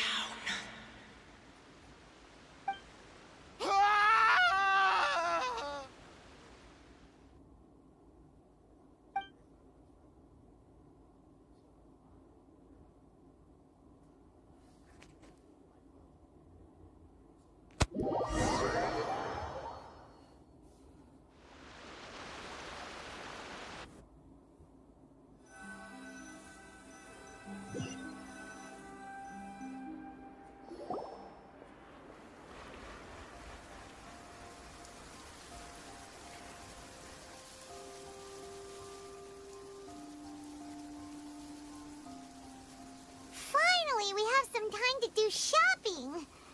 Gosh, it's really been a long time since we've been able to relax. Huh. Well met, partner. I knew something great was going to happen when I woke up in such a good mood today. Even this weather can't put a damper on the demoiselle's mood. It's a pleasure to see you both again. Oh, hey, Navia! It's been a few days. Paimon's already started to miss you. Oh, now that I believe. I'm easy to work with and always bring home the bacon. Who wouldn't treasure having a partner like me? Sounds like you're really enjoying life these days, Navia. What have you been busy with since the trial? It's just been one thing after the other. I've been making non-stop trips between Poisson and the courts in Sen. Everyone from Spina di Rosula organized a memorial for my father. We never held a memorial when he first died, since everyone knew that even if we held one back then, no one was going to come. This time, though, everyone in Poisson, and even many people from the court, all attended. So his name's definitely been cleared now. That's what we like to hear. It's been the dearest wish of Demoiselle all along. That blasted stubborn fool. I was right to put my faith in him. I'm so glad I didn't give up on the case all those years ago. Oh, by the way, I ran into Charlotte just after I left the memorial service. Well, maybe it'd be more accurate to say I knew she would be there, and there was no way she'd just let me go. Huh? So you know Charlotte too? The Charlotte? Journalist from the Steambird? Yeah, way back when I first became the president of the Spina di Rosula, she was all over me. Wouldn't take no for an answer. I believe the story was called The True Heart of Darkness, Secret Tales of the Yellow Rose. To be fair, though, it was a really flattering feature. So, we've been on pretty good terms ever since. She was trying to lean on our friendship to get me to do an exclusive piece on the serial disappearances case. Oh yeah, she told us about that. She's always been super interested in that case, so now her wish has finally come true too! Anyway, I told her to make sure that when she writes about you guys entering the opera house with the critical evidence, that you both sound really cool. Now that's another thing to look forward to. We trust Charlotte's skills with a pen for sure. Oh, and in other news, I also took Clorand out for a meal. Oh, are you two on better terms now? While you were investigating Vashey's headquarters, Clorand gave testimony on my father's behalf. It was thanks to her that we were able to turn the tide. I wanted to thank her. I mean, there's also no point in being awkward all the time, so we took the chance to reconcile with each other. Oh, that's great. Paimon also thought Clorand wasn't actually a bad person. It's always good to have more friends. Anyway, now that the case has finally been solved, perhaps it will slowly begin to fade from the public consciousness. Oh, actually, there's still one last thing I need to do. What is it? I should pay a visit to my father's grave, and tell him the truth of what happened, as well as how it all ended. And on top of that, just how much people still look up to him, to this day. That includes me, too. Miss Navia. Indeed. We want to go too! We also think Callus is a really admirable person. Sure thing. I'd like you two to share the moment with me. After all, without you, there might not have been such a positive ending. And in that case, everyone, let's be off. Considering the recent weather, we'll be lucky if we can reach Poisson before dark. Yeah, you're right. It's been raining non-stop for a few days now.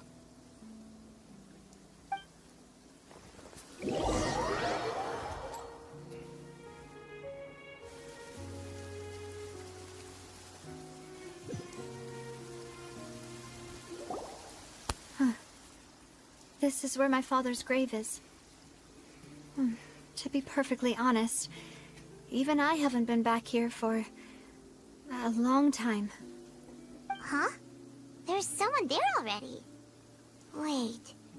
That figure. It can't be... Isn't that Nervalette? Why would the Chief Justice be here? Huh? Navia?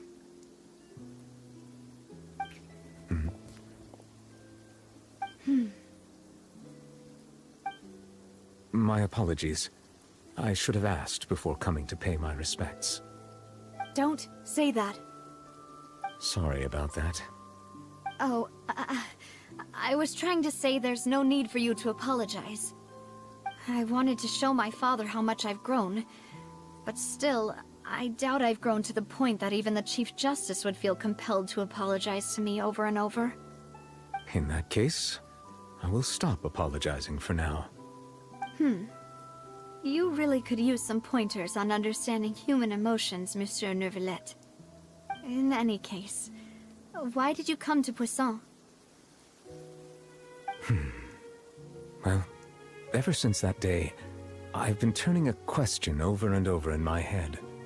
Just what is justice anyway?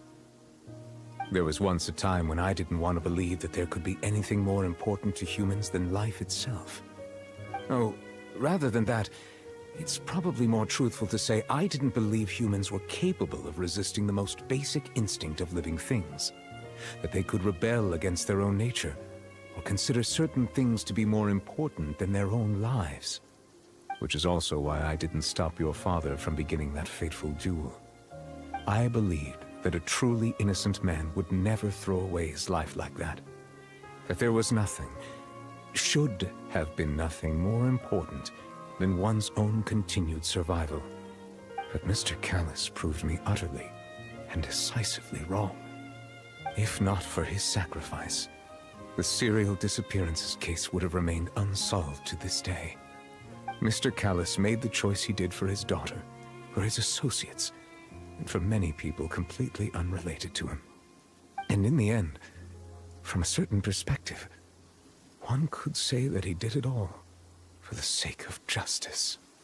A justice that's higher than life itself. So, you asked me why I came here. I just wanted to say my apologies to Mr. Callus in person. I should have noticed all of this much sooner. This regret has filled me with a sadness that has haunted me for days.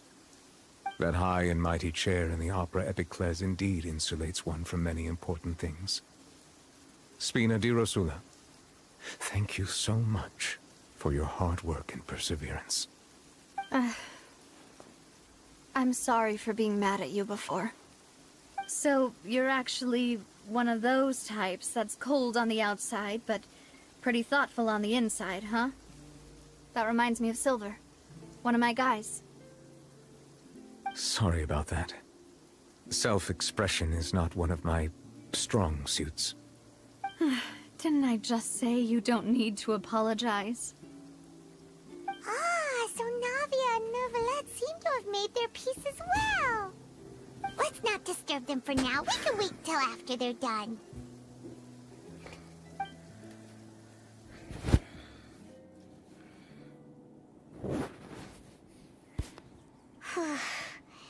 Paimon's never paid respects at someone's grave before. Did Paimon do anything rude there? Huh? Oh, Paimon didn't know that was a thing. But Paimon doesn't know what she would do if she can't fly. Oh no. Paimon hopes Miss Navia won't be too mad. Anyway, Nervalette is still standing around there. It's not often that we can catch him alone like this, so why don't we go talk to him for a bit? If we can't talk to Lady Farina, we can at least talk to him, right?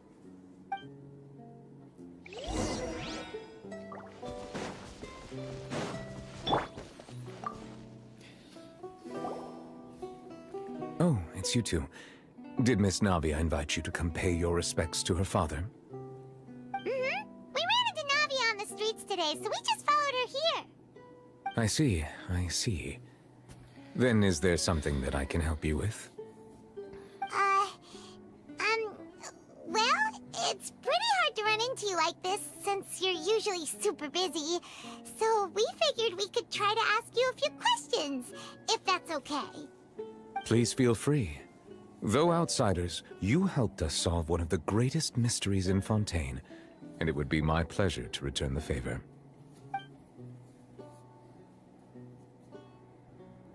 So, at court, the bad guys referred to that special water as water from the primordial sea, but what is it really? Truthfully, that name is already quite accurate. I can only surmise that Vacher and his ilk only learned of its nature and existence after extensive research. There used to be a special sea on the surface of this planet. The nature of its seawater was rather different from that of the sea we know today. Most of Tevat's life forms were first born in that special sea. You could say it nurtured much of the life on this planet. Huh. So it really was where everything began. It makes sense to call it primordial then. But today, the primordial sea no longer exists on the planet's surface. What Vacher discovered must have been some kind of special case, or a remnant from a truly ancient age. Huh. So that's how it is. Oh, you really know everything, Monsieur Neuvillette. But if that's the case, then why would people, at least people from Fontaine, dissolve in that kind of water? Indeed. Why would the primordial sea, which was known to engender and nurture life, suddenly reverse itself and devour life instead? To be frank, that also doesn't match my understanding of this world and its laws. There must still be some unknown secrets around the people of this land. Is there anything else you'd like to ask me about?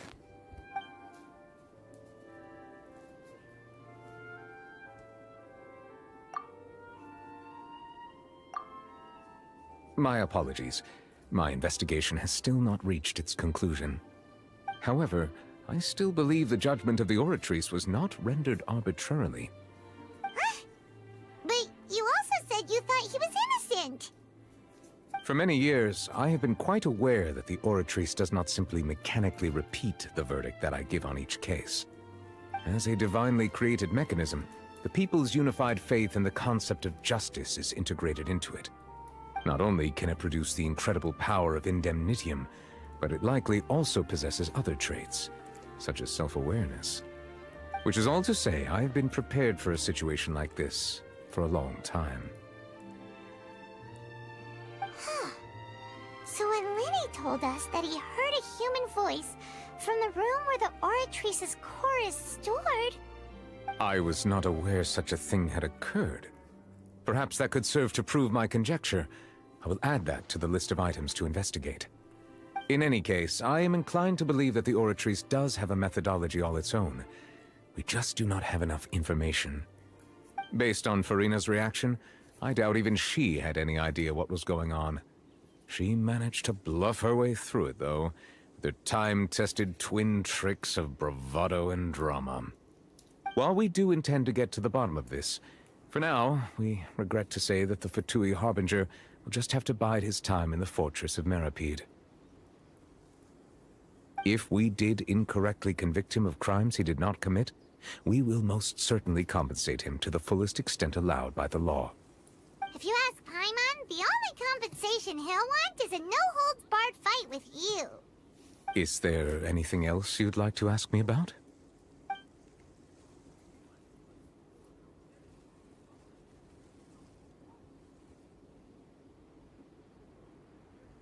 That the sea levels will rise and everyone will be dissolved in water, leaving Farina crying alone on her throne, but the sins of the people will be finally washed away for good. Does that appropriately summarize the version you've heard? That's right! It was Lenny that told us back then. And that about covers all the main points. Yes, up to the present, I think we reached a point where we have no choice but to confront this prophecy directly. Rumors have it that this prophecy is rooted in the last words the former Hydro Archon left to the world before she passed away. A prophecy? Of the former Hydro Archon? Wow. This is the first time that we've ever heard of it. Two parts of the prophecy have already proven correct. The rising sea levels and the ability of the people of Fontaine to be dissolved. We should be more vigilant and stay on the watch for further signs. Speaking of the prophecy, Farina has also always taken it quite seriously. Indeed, she has been collecting information and intelligence from across Tevat for this purpose. If the rumors were true, then perhaps this prophecy is the conundrum left to Farina by her predecessor. But with Farina being the way she is, can we really trust her to solve it? Is there anything else you'd like to ask me about?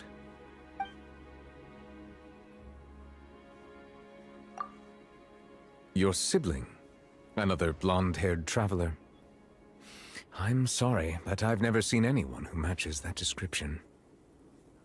If he ever stepped foot in Fontaine, I'm sure he followed our laws to the letter, and had no reason to appear on the stage of the opera Epicles. Is there anything else you'd like to ask me about?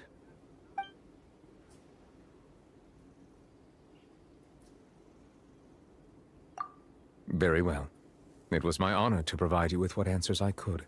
I very much enjoyed conversing with you. It will soon be time for me to leave this blissful tranquility behind and return to Palais Memornia. You really are super busy, Monsieur Neuvillette.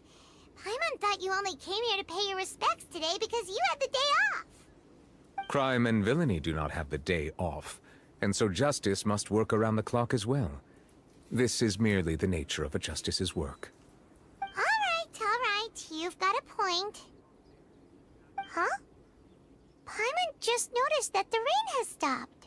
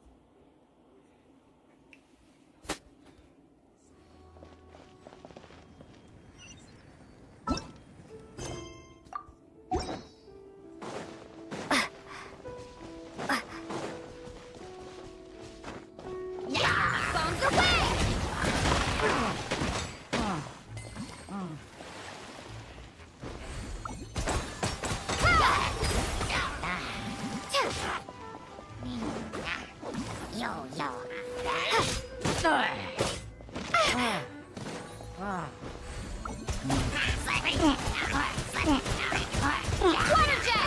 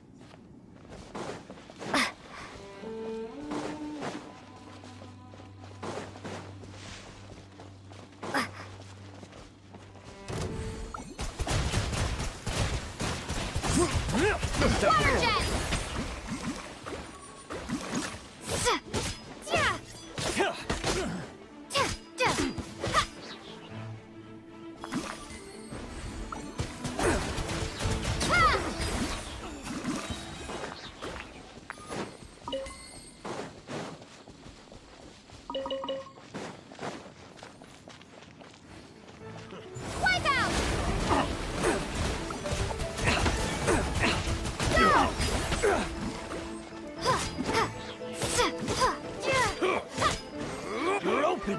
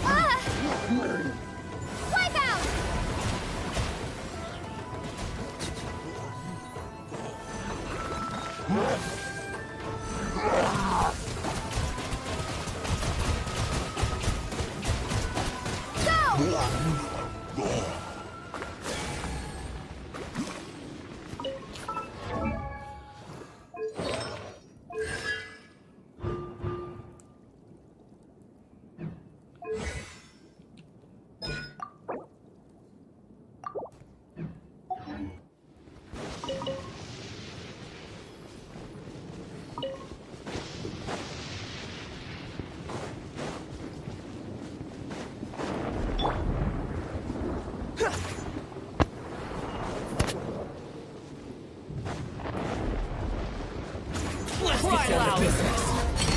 The wind rises. The very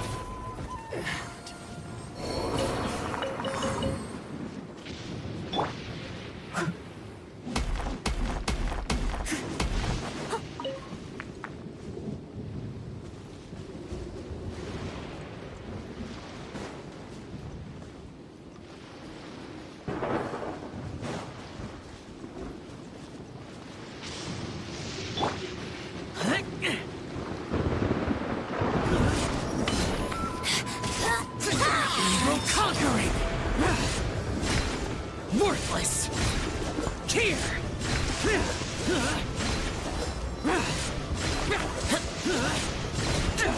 Worthless!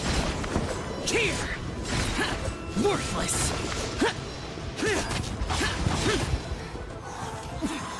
Winter shall eventually